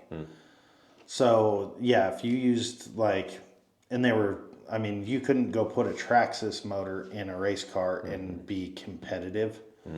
So I would assume that there is a ton more potential in making an electric motor for one of these cars. Yeah, I would think so. I'd assume the cost would be insane, but I mean, if you... I don't know, electric motor compared to an engine, like the complexity of an internal combustion engine compared to an electric motor. Yeah, but look at the miles of copper wire. Yeah, Because that's what you're going to do to increase it, probably, is more copper wire. Yeah, that's true. So I mean, there's where the huge cost is. I'll bet you those motors... I wonder if you can scrap those for a ton of money. I'll bet you can. I wonder what the... Have you seen the meme that said, I don't know who needs to know this, but these electric charging are full of copper wire. That just hit me like, Yeah. I wonder how much copper wire is in your Tesla. I wonder if it's worth more as copper than it is a car. With how fast it's depreciated this year. Yeah. It might be. They could, all your copper thieves could start stealing. That could be a new Yeah, business. forget catalytic converter thieves. Yeah, you're going to have electric motor thieves. I wonder what it takes to get the motor out of one of those now. Jason's going to find his Tesla up on blocks. Well, I thought the wheels were going to be gone, but they left the aluminum. Yep. They took the copper. Huh. That's interesting. Have you... See, I haven't even paid attention to, like, how big are the motors in that thing? I honestly don't know. I would assume... Because yours is a 4 motor, right? No, it's 2. 2, okay. I would assume like the size of a little bigger than a football or something is my guess. I have no idea. I don't either. Yeah. That's how little I know about electric In fact, cars. I don't think they even make a 4 motor Tesla. I think 3 motor is the only thing they do, and I think that's only in the Plaid or the Beast Cybertruck. The Tesla motors are length and diameter is 9 inches. Oh wow! No that's way. tiny. Yeah. Holy, it's an RC car motor. Yeah, basically. Maybe there's not much you can do with them. Yeah, maybe not. Holy crap. Oh my God, I didn't know they were that. I figured they were. Have you seen the electric crate motor? Yes. Mm-hmm. Well, I guess that's got the transmission on it, essentially, Right. the Yeah, transmission. It's supposed to be like a plug and play. Yeah, but that's almost the size of a motor. That's why I assumed they were bigger. Right. I figured they were like Did trying to have cram you them in watched- there. Have you watched Robert Downey Jr.'s TV show on cars where he's going to go electrify all of his cars? Yeah, so first episode, he had a 1970 Bronco that just beautiful. Like he put so much money into that build. Original. I mean, he's had it for years and years and years. Yeah. And he pulled this. I don't even remember what he put in it. I don't think it was an LS swap, but it was some high-end crate motor that he put in it. Pulled it out and Frankenstein the thing into an electric drive Bronco, and then he went and used it to pull this huge military rig and loaded it up, and then they loaded it up some more and attached it to some more stuff, and it, showing off what it could do. Yeah. No, we were had an inquiry and never did come to fruition. One of our good businesses that we deal with called me. It was 2-3 years ago, and it was right when the F-100 came out. That was at SEMA. And he was like, yeah, this guy's got an old truck that he wants to put an electric motor in. And I was all for it. I was like, yeah, I'll try it. It looks cool as hell. Right. And I kind of sent him some pictures and stuff of what they did with that F-100. And he's like, yeah, he wants to do exactly like that. Yeah. And I was getting all excited about it, but it didn't ever come to be a thing. I think the price is what really turned it off, because it was like, there's less to do with engine work, but there's so much more to do with amenities and electrical. Yeah, electrical. Now you're not just trying to power the motor. Now you got to power everything else without an alternator and a gauges and the dash and he wanted all of it, his heated seats. Because the Tesla has a 12-volt battery in it, so it has a low voltage and a high voltage system. Okay. That work together. So it's unbelievably complicated. Yeah. The Koenigsegg's electric motor, 800 horsepower. It's 5 inches wide, 15 inches long. 5 inches wide. It's a tiny little motor. Oh my God. 800 horsepower. That's insane. Yeah, they're using RC car motors in these things. Yeah. Big RC car motors, basically. Holy shit. So what would happen if you put a big, huge electric motor in one? In an RC car? No, in a Tesla. Like, I'm talking I big. bet you it's heat problems. Yeah, probably. Probably heats up a lot. Probably. But I mean, yeah, you could probably, I'm guessing that there's a whole lot more performance you could get out of them. And I'm sure. I am curious the Roadster's been in talks for years and still no start date. But, that they're talking about, so the Plaid is the fastest, but they're talking about the Roadster is going to have a cold air rocket thrusters with a air compressor on board that will pump up to 10,000 psi and then use cold air rocket thrusters. So apparently there is a limit to the electric motors, because if he's considering increasing the speed by using compressed air. Yeah, I had heard something about that. Like, I think he was talking about that just before Christmas with Joe Rogan on his podcast. Yeah. The cold air. Yeah, I was like, oh my, we're not getting to this now, are we? But I was reading today, just ran across an article. I think was it Honda? I think it was Honda that just released a new V8 hydrogen motor. Oh, really? Mm-hmm. A new one, because Honda's had a hydrogen car, or maybe it's Toyota. Toyota has a hydrogen car. This was a new. This is a new one. Yep. And I could see, like, obviously there was all the conspiracy theories and stuff of the guy that developed the hydrogen powered car, and they shut him up, and the government did this and that and the other thing. Big oil. Yeah. But as we look to alternatives for oil, because we're running out of it, are they going to start doing the hydrogen stuff? I mean, obviously, it's probably not great to have a hydrogen bomb. It's driving around. I don't think on the it's road, dangerous. I think that's what they're claiming. Engines are incredibly safe. That's what they're claiming, but then.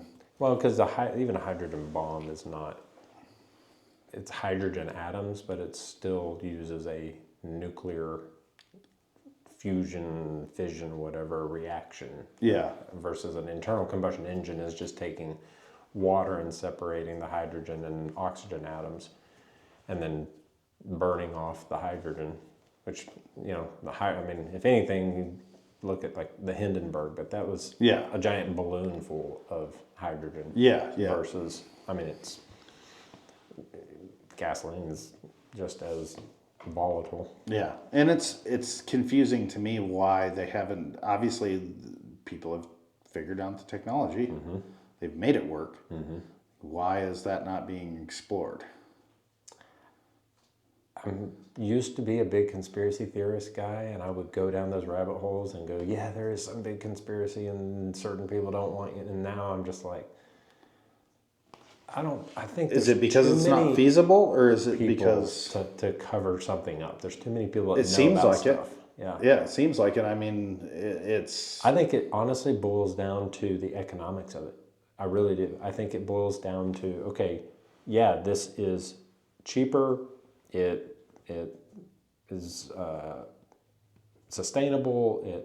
There's all these benefits, but then if you want to scale it up to roll it out in mass, I think the logistics of doing that, we just we don't even understand what it would take to roll it out in mass to the extent that we are at right now with internal combustion engines. We just scaled it up and rolled it out in mass for an electric car program that everybody saw the writing on the wall of it not working. That took someone like Elon Musk to do, who, he doesn't follow the rules. He doesn't go by convention. He's getting censored and the screws turned to him by the government for everything, not just, for everything he does, right? But then it turned completely around, and this was the way of the future, and the government pressing on other companies on doing this as well and figuring it out and doing it on their own so we could get rid of gasoline engines. Right. Yeah, so I don't know. I don't know what it would take for hydrogen to actually take off and take over as the dominant. I wish I could find it. I wonder if I can search it. Hydrogen. says that at the pump, hydrogen is about $27 a kilogram, and the Toyota takes 5.6 kilograms, so about $100 a tank. How many miles will it go on that?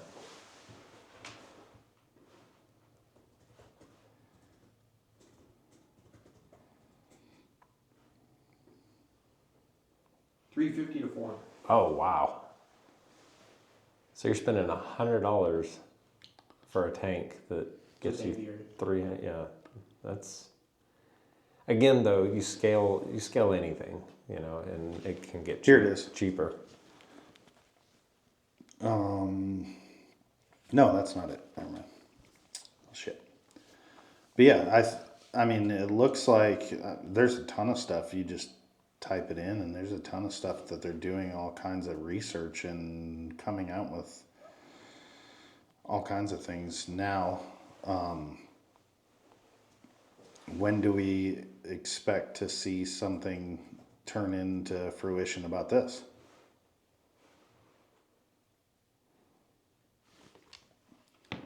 I would think that hydrogen engines, you could, there's a lot of performance capabilities there. And then to have something that gets 30 miles to the gallon at 4,000 horsepower. Well, so when you said pumps, so you have to have it. That's the thing. You have to have an infrastructure. We don't have an infrastructure for hydrogen.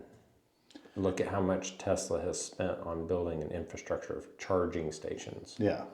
So that would have to be the first thing that starts with mass adoption of hydrogen engines would be an infrastructure.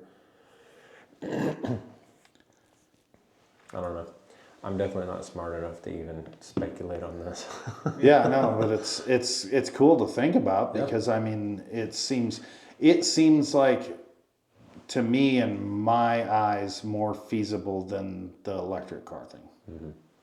Now there may be stuff that we're not looking at or we don't have any idea, like the production may be totally toxic, or I wouldn't think so, but There's a supercar called the Hyperion Ep.1 hydrogen supercar. 2,000 horsepower. 0 to 60 in 2.2 seconds. Top speed of 221, and has a range of over 1,000 miles. Oh wow!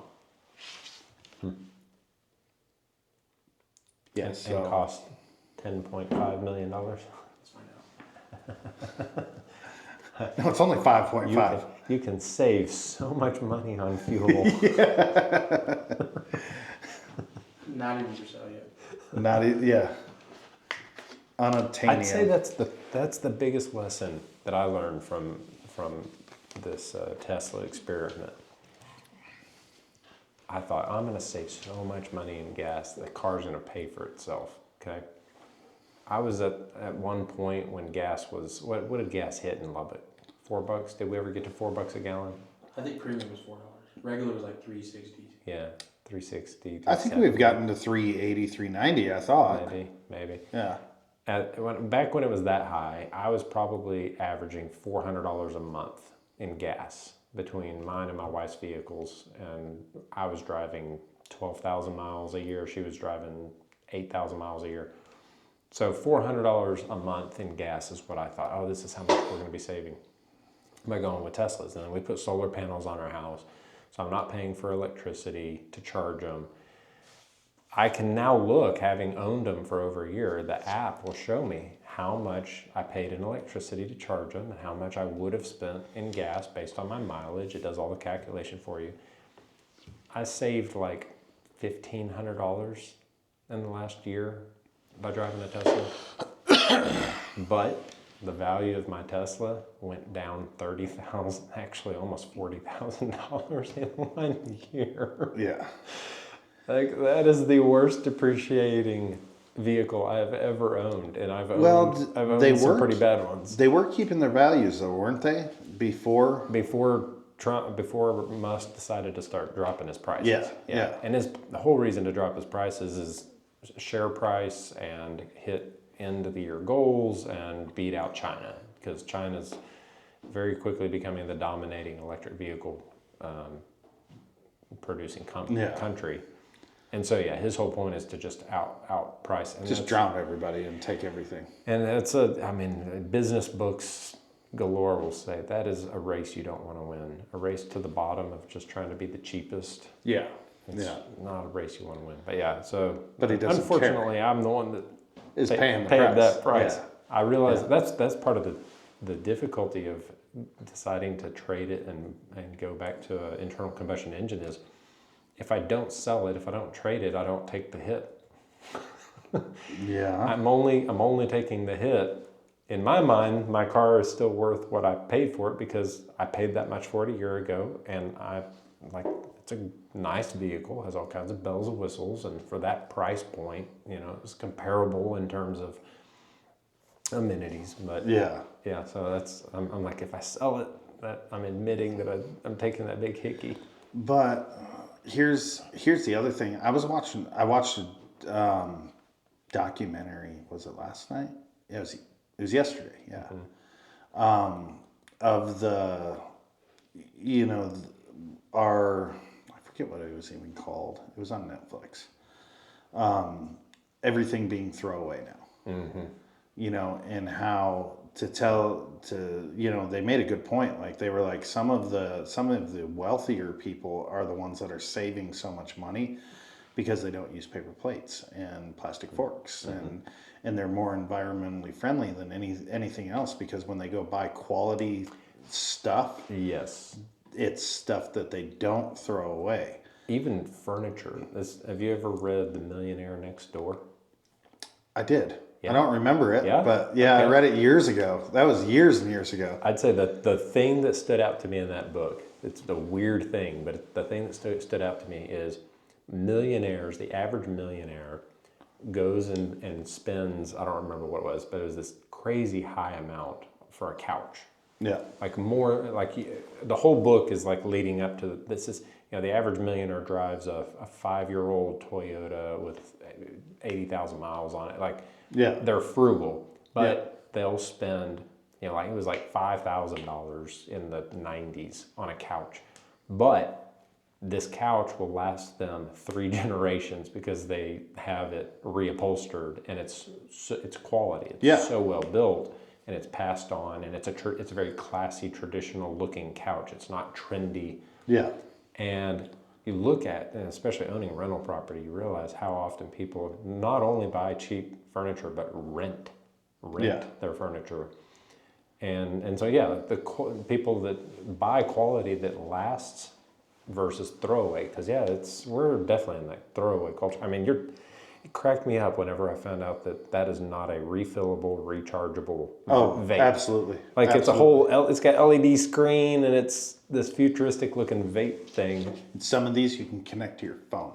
Oh my! And yet they're one-time use. Yeah, they're a week, 2 weeks. Yeah. Well, and that's what they were getting into is like. Everything is turning into that. Cars, obviously our cell phones. Mm-hmm. The statistic on cell phones that they threw out was, what was it? Like 1.3 million cell phones a day get thrown away. And this is thrown away, not even recycled. No, not recycled. Well, and that's what they were getting into. Like recycling is not actually recycling. Recycling is a huge scam because no matter what you do. Even electronics have gold and minerals in it that's usable to be used. I mean, that's one of the things they talk about with the whole electric, the batteries and the sustainability is, at what point will we run out of those minerals? Like, do we have enough minerals? Like oil and gas will run out at some point, but do we have enough minerals to keep making all these electronics? No. Why are we not recycling the minerals out of them? We don't recycle anything. Yeah.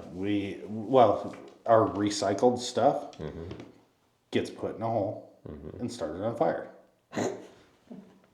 Is that recycling? No. It gets put in like holes with like things that get put in a hole and start on fire. Do they get reused? I mean, some of that stuff we're making bags out of recycled stuff or whatever the case may be. Right. I think the biggest scam are these companies, and there's a few of them now, I think, here in Lubbock, where you can pay someone to come pick up your recycling. Oh yeah. It's like I'm already paying for the dumpster service to like throw stuff away, but now there's companies like pay us to come and pick up your recycling. Yeah, yeah, it's insane. Yeah.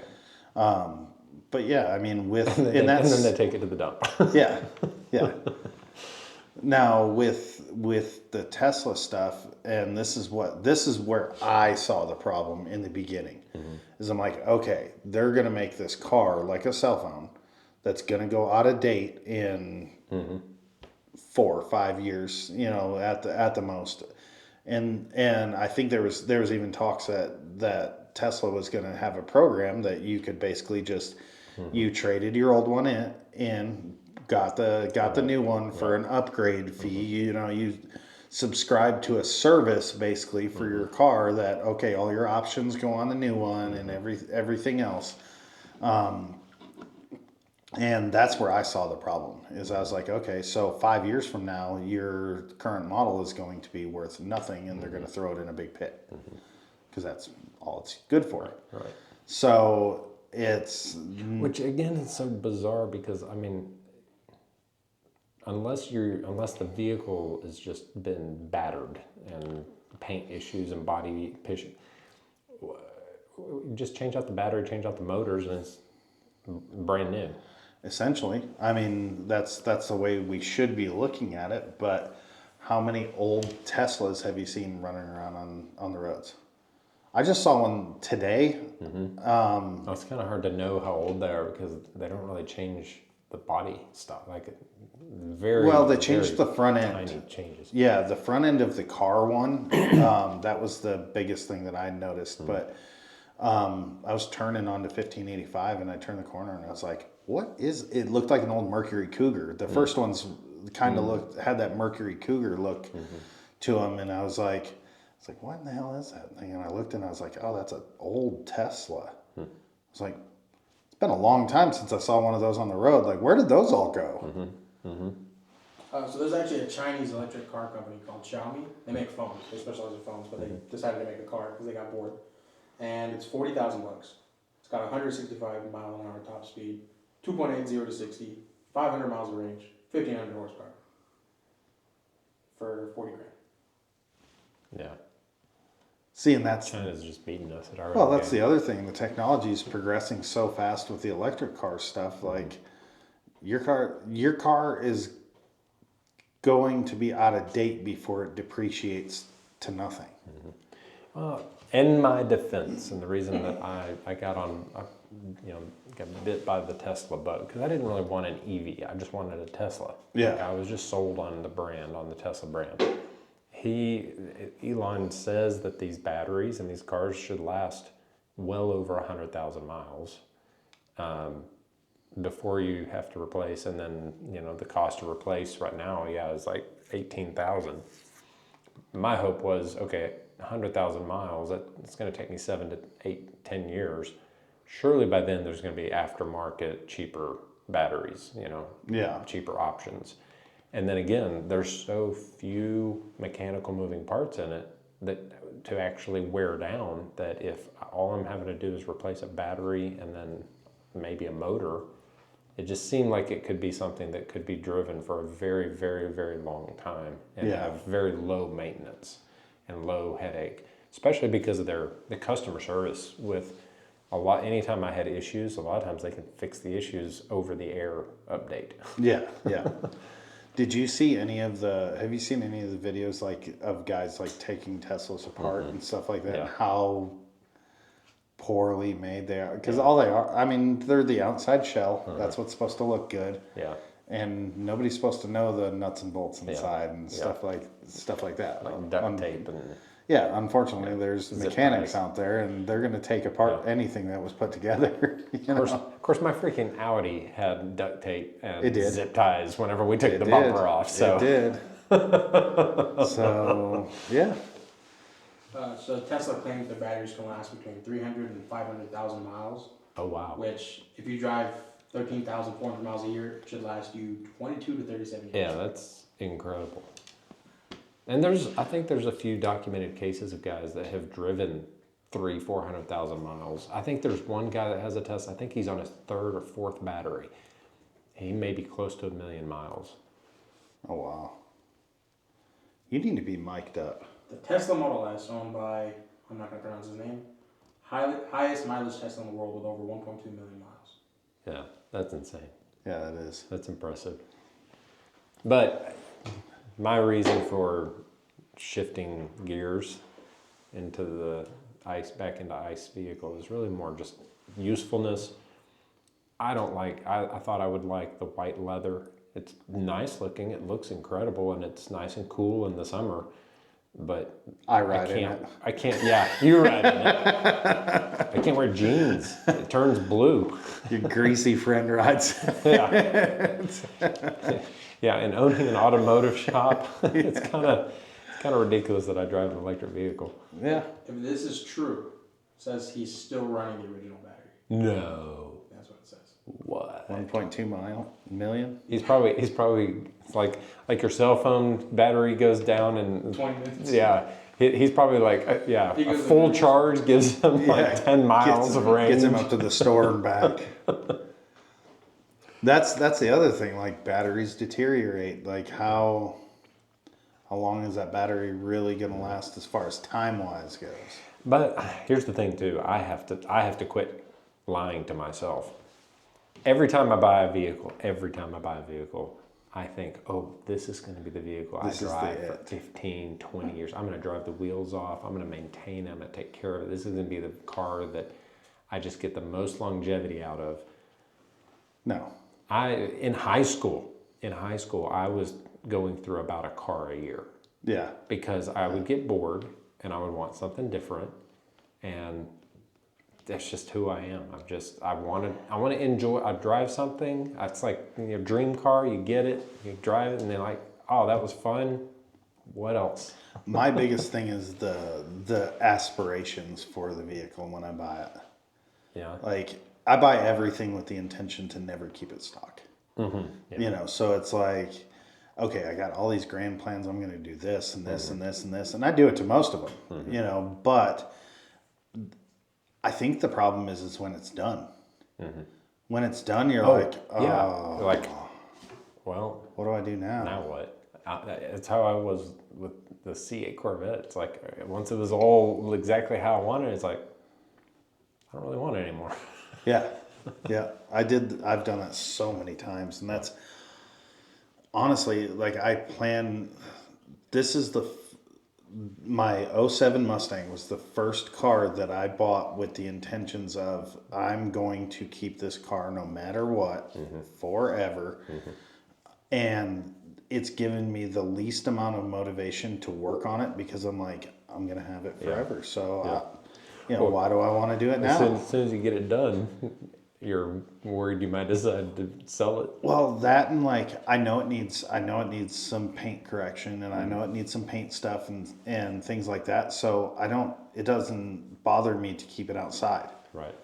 So I don't have a place to unless I roll it into the shop every day and stuff like that. I don't really have a place to keep it.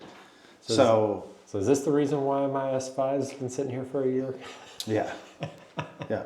I don't want you to sell it, so as soon as we get done with it, I'm going to sell it. Yeah. But no, my other strategy with that is buy a car that is so worthless and put so much into it that I'm so upside down on it. There's no way to sell it. Yeah. Yeah. No, I think really it's. I mean, we want to tell each other, everybody that it's not going to.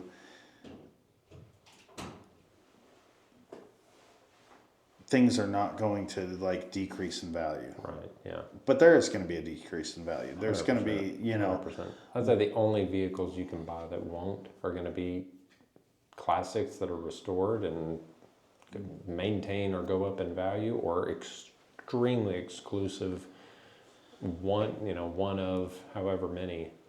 But we also want to say that, I think the biggest problem with classic cars, and this is the only thing that sucks. I think vehicles do increase over time. Mm-hmm. No matter what we look at, when I was a kid, for somebody to tell me that, a Fox body Mustang that you could go pick up for $500 was ever going to be worth any money. Right. That was the ugliest body style that ever came out on a Mustang, and it was like, oh no, that's never going to be worth anything. Mm-hmm. They're worth a ton of money now. Right. The problem is something that's done in the 90s or something that's done in the 2000s is so out of date by the time it hits, like nowadays. Like there's been some insane Fox body Mustangs been released in the last few years that people are just doing amazing things to, coyote swaps and putting modern wheels, modern aero on them, just really modernizing them to where they just look amazing, wide body kits and but the people that put all that money into them back then are going, man, this was a custom car back then, and this and that and everything. They got a supercharger on the old 302 5-liter, and it's just so out of date that okay, that stuff's not worth anything anymore. Right. Yeah. The money that you put into it back then is not worth anything anymore, and now we're going to put new modern technology into that and make it worth a lot of money. But the only reason it's worth a lot of money is because you're putting a lot of money into it. Yes, essentially. I mean, some of that stuff you can get away with, but I mean, really, the cars do increase in value, but it's just not all of them. Not even. I mean, a 60. Who would have thought that a '66 Lincoln Continental was going to be worth a ton of money? Who would have? I mean, an old Buick Skylark, an old, well, but 70s Nova. But there's cars even from back in the 60s and 70s that are absolutely worthless today. Very few. Very few, though. I mean, like that. I think I think that's a 71 Nova or something out there. That thing was one of the ugliest cars that I thought of my youth. Yeah. And when the guy brought it to me, I was like, oh my God, that thing's awful. Just because I've had it in my head my whole life that car is awful. And the younger generation than me look at that and they're like, oh my God, that classic Nova, that thing is amazing looking. And I'm like, no, it's not. They're like, oh my God, it's so classic looking. And they're increasing in value. A car that we looked at, I mean. Well, I'm just saying there were cars, every car maker's made cars that were just throwaway cars. Throwaway cars. A Dodge Omni's not going to be worth anything. But Ford Pinto. I've seen. You want to hear a funny story? This is a good one. I was 15 years old, car shopping, and had my own money to buy my car and everything else. And I ran across. Do you remember the old? I don't know if they had them down here. They had them in Michigan. Like the Auto Traders, yeah. Like the magazine, it came out in like newspaper. I used to get those. Oh man, I was going through them like Joe Dirt back in the day. Yeah. And flipping through the Auto Trader, I was like 15 years old, and I came across a Pro Street Pinto. A Pro Street Pinto. Big block, like straight up, tubbed Pro Street car. Oh my gosh. And they were selling it for. Oh God! Back then it was nothing. It was like I think $1,800, $1,900 or something, and I had that saved, Yeah. So I went downstairs and I was talking to my dad, and I'm like, so I found this car that I want to buy. I have the money for it. I said, can we go look at it? And he's like, what do you got? And I said, it's an old Ford Pinto. And he's like, oh, that's cool. Yeah, I guess you're not going to go drive a Ford Pinto, And and I was like, yeah, I think I want this thing. And he's like, if you got the money for it and everything else, I guess we can go look at it. He goes, have you called the guy to see if he's still got it and stuff? No, I haven't called him yet. And he goes, well, let me see it. And I was like, no, I don't think you want to see it. And he goes, yeah, is there something special about it? Is it in good shape? He goes, I'm going to look at it, so I'm gonna see, And I was like, well, it's kind of a hot rod. He's like, a Pinto's not a hot rod. He goes, let me see this thing, and he opens it up and he looks at it. He's like, you are not buying this car. I was like, it's street legal. He goes, not very. And he goes, he goes, what are you going to do with this thing? I was like, drive it to school. He's like, no, you're not. It's not going to make it to school. Oh my gosh. But yes, I was dead set that I was going to go buy this Pro Street Pinto. And I did not care that it was a Pinto. The only thing I cared about was that it was fast. Yep. But yeah, that That's was funny. My dad tells a story. My aunt traded, she had, I want to say it was a 67, 68 Mustang. She traded for a Ford Pinto. Oh, no. Yeah, it's, well, and that's the thing, like, car values are so hard to predict. It's almost like the stock market. They are, and that's why they're not investments. Yeah. It's an emotional investment. You know, buy what you want, drive it. If you get tired of it, buy something else. But unless you can build them and flip them quick enough. yeah, and then just like with real estate, you need to be in that business. Yeah. I don't think the casual car enthusiast has any business flipping cars, just like the casual HGTV watcher has no business flipping houses. You need to become an expert on it if you're going to do it. Yeah, otherwise you lose your shirt. We were a perfect example of it. Missed the C10 market hardcore. Mm-hmm. You know, we went and it was 4 years ago, started building this 84 C10. Mm-hmm. And at the time, I mean, really, really well done 84 C10s were going over $100,000, you know, through COVID and stuff like that. People were going crazy over them. Yeah.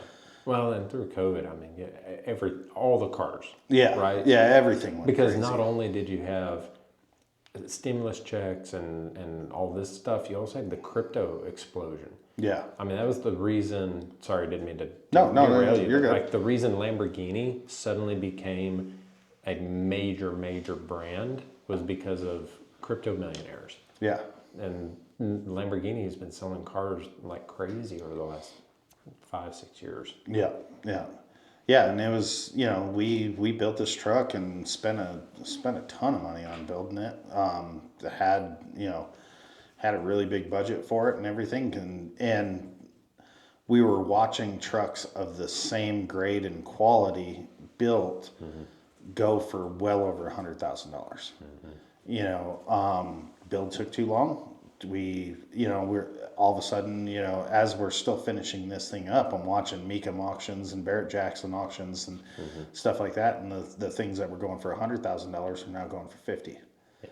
And I'm going, oh crap! Got really, really nervous, and I think we scheduled it for the Las Vegas Mecum in 2022. Yes. 2022, missed the date because we were getting paint correction done.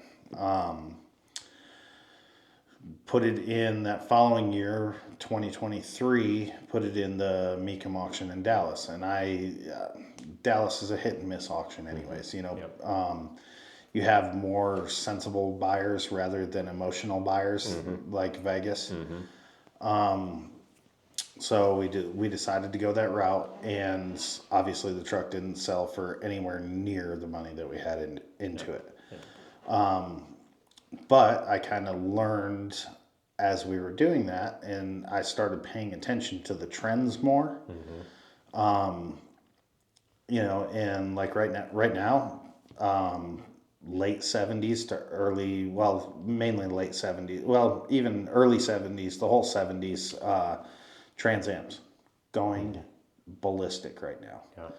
Going for outrageous amounts of money that they're not even close to being worth.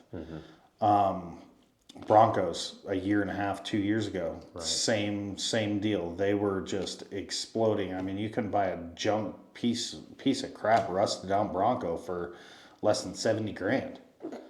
They didn't even run, and they were going for 70 grand. Not even a motor in it. Oh yeah, it was crazy.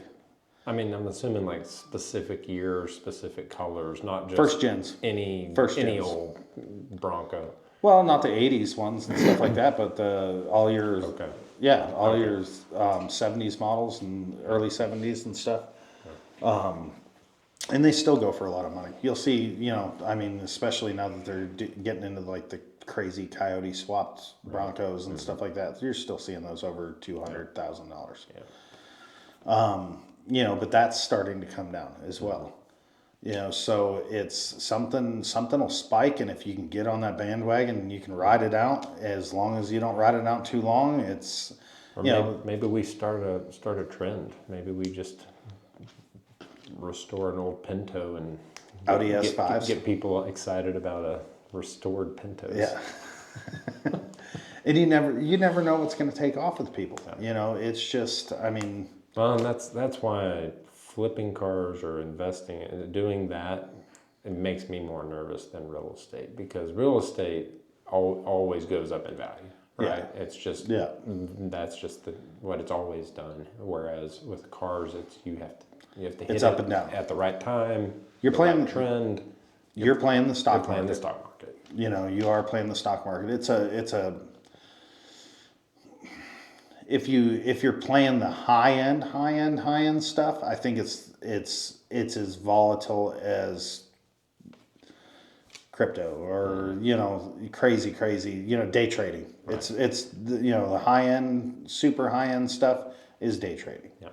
You know, but if you play it safe, like, I mean, if you like yesterday, I sent you a fastback Mustang. I was gonna say, if you A stick fastback stick Mustang to is the a classics, fastback Mustang. Mustangs, Camaros, you stick to some of Yeah. those that have always, I mean, even when I was a kid, you know, the idea of owning a 69 Camaro, Yep. they've always been valuable. Yeah, and they're so hard to get now that, yes, if you come up with a 70 fastback or a 69 Camaro, you know, or a old Corvettes. At this point, if you can come across one that hasn't been restored, because so many people are restoring them, Yeah. and so at some point you're going to have fewer and fewer that have not been touched. Or the thing that I like when I'm shopping for stuff like that is dated restorations. Mm-hmm. Yeah. Dated restorations, because then they've already put a ton of money into it. into it. Underside's clean. It's been kept inside. It's been taken really good care of, because they always thought that they had something with that dated restoration, and they did. You know, they Right. did have something, and you're still able sometimes to use some of the parts. Right. You know, You just it's have not to buy it right. Same Yeah. thing with real estate. I Yeah. love buying somebody else's. Oh yeah, we remodeled it 20 years ago. Yes. Yeah, and But that's you got to buy it right. Yeah, and that's the name of the game with that stuff, you know. But it's definitely, it was a big, huge learning experience the first few times getting into that realm of doing that stuff. Yeah, so I mean, to say that I wouldn't do it again, no, I'd do it again. But I'm a lot more careful with a lot of that stuff now, you know, especially like if you see an uptick starting to happen and you happen to be On it already. You already own yeah, it. yeah, You're already like started on the and so that's why it's a lot more luck based. You have to have suddenly these are worth a lot. yeah. Oh, I'm seeing these things going crazy. I know a guy that has one of these that doesn't know what he has, or, you know, wants to off it cheap, or somebody's hard up for money. I know a guy that's you know, going through a bankruptcy right now, and he'd give this thing up just to put some money in his pocket or something like that. You know, if you can get those kind of deals and get that kind of stuff going, then it's worth it, you know. Or, you know, like I showed you on that one yesterday, drag car already. So you're not doing an OEM restoration whatsoever. So you put a different modern killer motor in it, modernize a drag car. Nobody sees that, you know. It's not something that's rolling around every day. You can make money off the engine you took out of it, because you already got a fast old classic engine to put in another restoration. And that's what I was kind of looking at with that. That's why I sent to you yesterday. I was going to talk more about it with you. It's not something that I would do, but it would have been. That's something that if we had the time and stuff like that, that would have been a hit, because already we have a 5-liter Coyote motor that needs to be rebuilt sitting on a stand. We have, you know, so if all the stars align and oh man, I've got this to go in it and this to go in. If we would have had, this would have been more of a discussion if we would have had a 10R80E or a 6R80E or a anything like that transmission sitting around. Right. Yeah. If we would have had a transmission to stick behind an engine, this would have been a discussion today. All right. So if anybody out there listening has one of these transmissions in their For garage, free. For free. or better yet, what we need is a patron. What we need is somebody who's like, I want to build that car. Yeah. I'll pay you guys to build that car for me. That's what I want. Yeah, because it was already a tubbed car. It was already on a big tire drag car. You know, and that's, as soon as I saw that car, I went, oh my God, that Eleanor car. And that car was on Street Outlaws, that one that I sent you last night. It was basically, they took a shell of a Mustang, tube chassied the whole thing. I don't even know if it was tube chassied. Put a big motor. I mean, it was 3,000 horsepower motor in it. You know, turned it into a drag car, but started off with probably nothing. You know, as far as it was a cheap piece of crap fastback roller, you know, is what they started out with. Straightened all the panels, put some nice paint on it and everything else, and sold that car for an ungodly amount of money. Well, part of it is who it was building it and the exposure they had. Yeah, and they went in that car, I guess, I read an article on it last night. I guess that car actually started down as a true barn find. It was something that somebody had sitting in their barn for years and years as an old drag car, and they took it out. It was just like that 70. That's you know, they basically found an old drag car and took it, went through it, you know, put a different drivetrain in it and stuff like that. And that's why I said the amount of money that it sold for, you know, that was the engine. You know, they probably had $100,000 engine in it, you know, or drivetrain in it and everything. You know, so that attributed to a lot of the cost, but the car that they did it to attributed to a lot of the value. You know, you couldn't have done that to a Pinto and went and sold it for $300,000. Yeah, nobody's getting excited about it. It was not only an amazing functional drag car, but it was also a freaking fastback Mustang. So that brings me to our final segment of the evening. The crossroads of good-looking car versus actual performance. And in terms of if I'm going to go buy a car, I want to go buy a weekend toy, and I've got a $50,000 to $80,000 budget for a pretty decent weekend toy. Do you go more performance? Do you go more looks? Because now it depends on what you're going to do with it. But let's say you're not a drag car racer. You're not going to the track. You're really not going to go do anything where performance is everything. But you do want to be able to drive it around town on the weekends and enjoy driving it, and it's not just a sluggish old Mustang. So I think that's been a common conversation I've had with guys at Cars and Coffee of, you know, do I go buy, you know, a super cheap, high mileage, whatever, Lamborghini. Yeah. You know, you could pick up a Gallardo now with high mileage for 80 to 90,000. It looks cool, but it's gonna, you know, it's old. It's getting high up there mileage. It's not necessarily going to be a high performance car by today's standards. Or for that same money, you could go buy a brand new, I don't know, give me an idea. Mustang or Supra GRS. I mean, yeah. So it's like where you gotta decide performance, looks. How do you find the car that kind of crosses those? I think my biggest concern in any of those cars is and this goes to the problem that I have with people buying used cars. You'll see people that can't afford a high-end, super high-end luxury car, like say, we'll use I'm going to use an AMG version of a Mercedes, for example.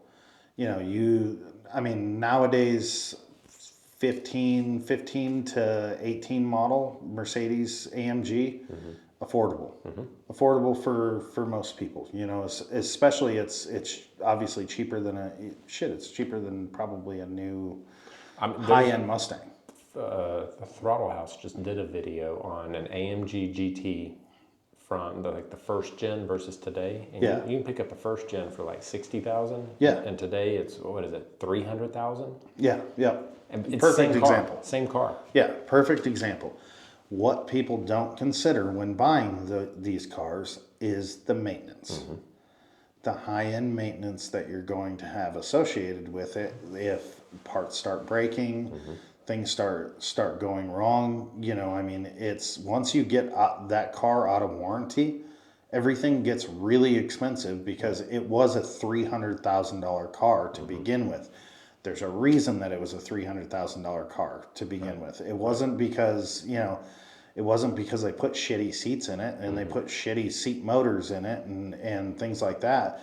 But they do have their own quirks. So I mean, just BMW, for example. BMW, I think, is the greatest case for it. They had a transmission in one of their I think it was a transmission that they put in their 3 Series and 5 Series that wasn't the super high-end stuff, but it's stuff that's high-end enough that when you're shopping for it, you need to consider it. It was just a little plastic, they call it a bridge seal, and it goes from the transmission case to it bridges the gap between the valve body and those two. They were made of plastic. They cracked under pressure. They were high pressure. $20 part. Big labor fix. But they were known for that, and people didn't consider that was going to be a known problem going forward with these cars with 100,000 miles on them and stuff. So people buy high-end cars on a low maintenance budget, and then they get to places like us that oh man, I'm driving an AMG and stuff like that. I'm not gonna take this to Fred's auto mechanics that only works on Escorts and Ford Tauruses and shit like that. They're going to bring it to somebody that knows what they're doing with higher end cars, and then and it's not that we're any more expensive than Fred's auto mechanic, but when we get it in and go, okay, it needs a new turbo. Well, the turbo on that is not, it's $3,000. It's not or whatever the case may be. It's not a $700 Ford turbo. It's it's an $1,800 or whatever, European aftermarket, if it's aftermarket or OEM turbo, right. Or they don't have an aftermarket support for it.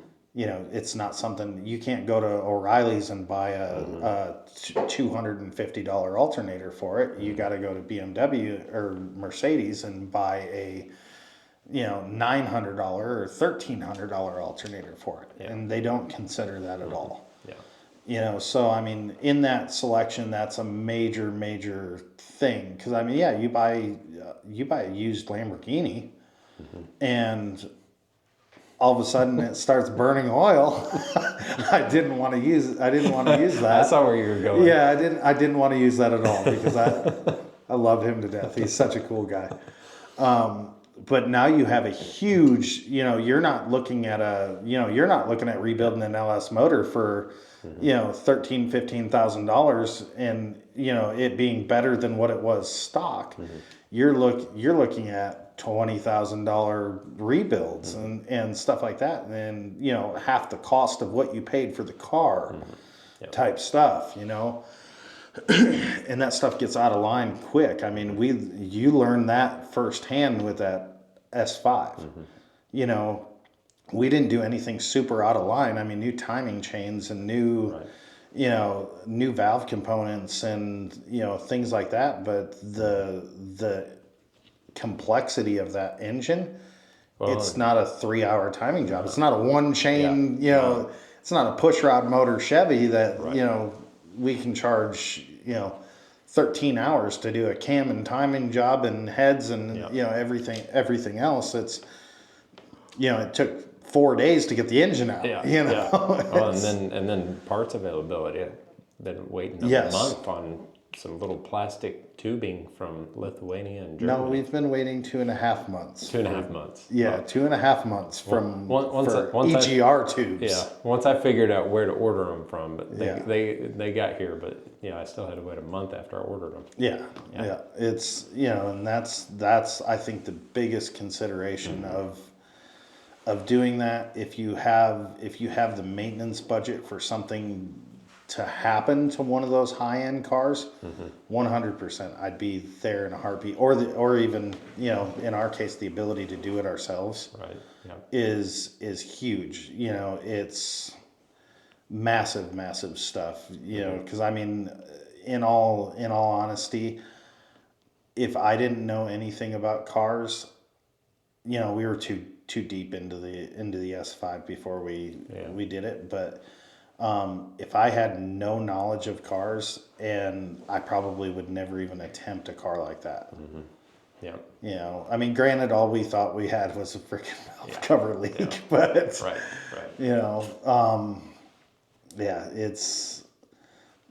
It's just one of those things to consider. I mean, I think a perfect car for somebody it's not cheap maintenance by any means, but it's reasonable is American made, like Corvettes. I mean, I think if I was gonna go, and I'm not a Chevy guy whatsoever, but if I was gonna go, say, balling on a budget, I would look at a C6, C7. I mean, they're super cool cars. They get a lot of attention. People respect them. You can do a ton of stuff to them. There's aftermarket support for them. It's a push rod engine. That's true. That's the cheapest engine you're gonna encounter in any modern car, period. Besides a straight 4-cylinder. Right. So I think if I was trying to ball on a budget, it would be a Corvette. Okay. What's yours? I would probably go JDM. Really? Yeah. Because then you've got kind of not everybody drives them. They're not super common, so they stand out. They're extremely well made, especially if you get an older one with a 2JZ engine. You can really push the performance out of them, and you can do it on a budget. And so they're built to last. 2JZ is not a budget car anymore. Well, yes and no. It depends on how much you're trying to. If you're trying to push 1,000 horsepower, sure. But if you're going for a fun weekend car, not a go blow everybody's doors off at the drag strip car, I think a older 2JZ engine. Find me a 2JZ engine sitting on a stand that's not blown up for less than $15,000. No, it's not. I'm not saying a new one. No. I'm saying is you go buy. I mean, look at. No, but they haven't made the 2JZ. But look how cheap you can pick up a Supra. I mean, cheap. Again, comparing it to a Corvette, 50 to 80,000 gets you a Z06 C7 Corvette, right? 50 to 80. C7? Mm-hmm. You can get a Z06 C7 in 50 to 80, depending on the mileage. I'd say for the same 50 to 80, you could go pick up a 99 Supra Turbo that's got 30, 40, 50,000 miles on it in the same price point. Now you've got a JDM, 2JZ, turbo.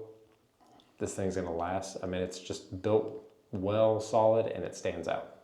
Right. You're probably right. So that's what I would do. Yeah, I guess I've never looked at it that way because I always look at it like you're gonna have to build it no matter what you get. But yeah, I mean, what's a Now, what's a not at all, 90s Supra put out? That's what I was going to say. I'm not at all saying that it's comparable power-wise. Well, or but- amenities wise, because you're comparing a 90s car. But again, that's where I'm saying the difference between looks versus performance. Yeah. Yeah. And how many Corvettes do you pass on a daily basis? Yeah. I mean, I see a lot of them. How many Supras do you pass on a daily basis? You're right. That's where kind of the looks versus performance of something that you pull up to Cars and Coffee and everybody's going to surround and want to see it and talk about it versus it's really a much more on paper a Z06 Corvette by far, right? The issue that I have with it, if you're looking for, well, I guess it's more of if you're looking for attention, you'd go a Corvette. You'd think it'd be opposite, but how many people that aren't car people look at a Supra and go, why are you? Yeah. you just showed up in a 90 model Toyota, really? Right. Yeah, you're right. Because essentially it's still a 90s model Toyota. There's a big difference in the perception of car people versus non-car people. Yes. Yep. Yeah. And even my wife, I'm a car guy, and my wife, she bless her heart, she'll look at a car and not even know what it is. Oh, I'm sure when you showed up with the R8 with the back bumper off it, she's like, "Why'd you guys break it? Yeah. What'd you do to that?" Yeah. So there is a big difference between car people and non-car people. And it's weird too, because I forget that there are people that literally will see a car and not even know what it is. Yeah, no. Like that's just a weird, because it doesn't matter to them. That's just not their thing. That's fine. Yeah. It's just funny. There are people that, a Corvette is going to be far more impressive than a Supra. Yeah. So I guess it depends on who you're trying to impress. Yes. It drives me absolutely bonkers when and Christy does this to me. Like I'll see something that's so freaking awesome, and I'm like, "Oh my god, that thing's amazing!" Yeah. And she's like, What? "Oh, that's ugly." Oh yeah. Why do you think that's cool? What is cool about that? You know, and I'm like, "Oh, you don't even know what that thing is." Yeah. You know, Yeah. like the theory behind obviously they're getting huge because car people are realizing what they can do with them. Yeah. The standard cab short box 4-wheel drive Ford truck. Yeah. You know, with a Whipple supercharger on it and stuff, you're an easy, you can very economically, well, I guess if you call it economically, it's in the realm of building a over 1,000 horsepower race car. Yes. Yeah. You can very economically build that. That's probably the fastest, cheapest way to get 1,000 horsepower to the ground. And like I'll see one running down the road, and she's like, "Why would they lower a truck? It's a lower truck. That's stupid looking." And I'm like, "No, you have no idea how fast that truck is." And she's like, "It's a pickup truck." It's like. Yeah, non-car people don't get that kind of stuff, and she's she's more of a car person than most women are. But some stuff she's just like, no. I think that's where my evolution has gone from impressing the average person to impressing car people, because then it's more fun if you're showing up to car events and you have something that's interesting to other car people. Then I'd rather enjoy the car with other car people than impressing the stranger at the stoplight. Well, it's just like that kid that's rolling around now, and he's running around Lubbock in that what is that JDM car that he has, that R34 or whatever. Yeah, the R34. Yeah, right-hand drive. Yeah, people are going crazy over that car, and I guarantee you, like 80% of people that pass that car in Lubbock are like, it's an 80s Toyota. Yeah, that is a high school kid that can't afford a car. You know? Yep. You know, but then car people are like, "Oh my God, did you know, there's, $200,000 car sitting right here." Well, or, things like Brandon's a McLaren 720S sitting there, and they're like, "Did you see that R34 over there?" You know?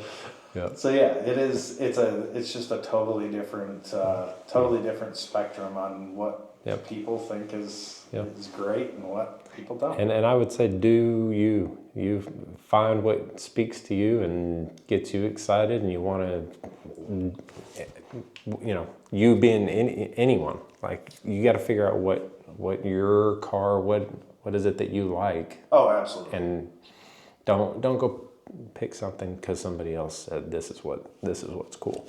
Yeah, yeah. Oh, I mean, I get it. That's a big problem with me building cars.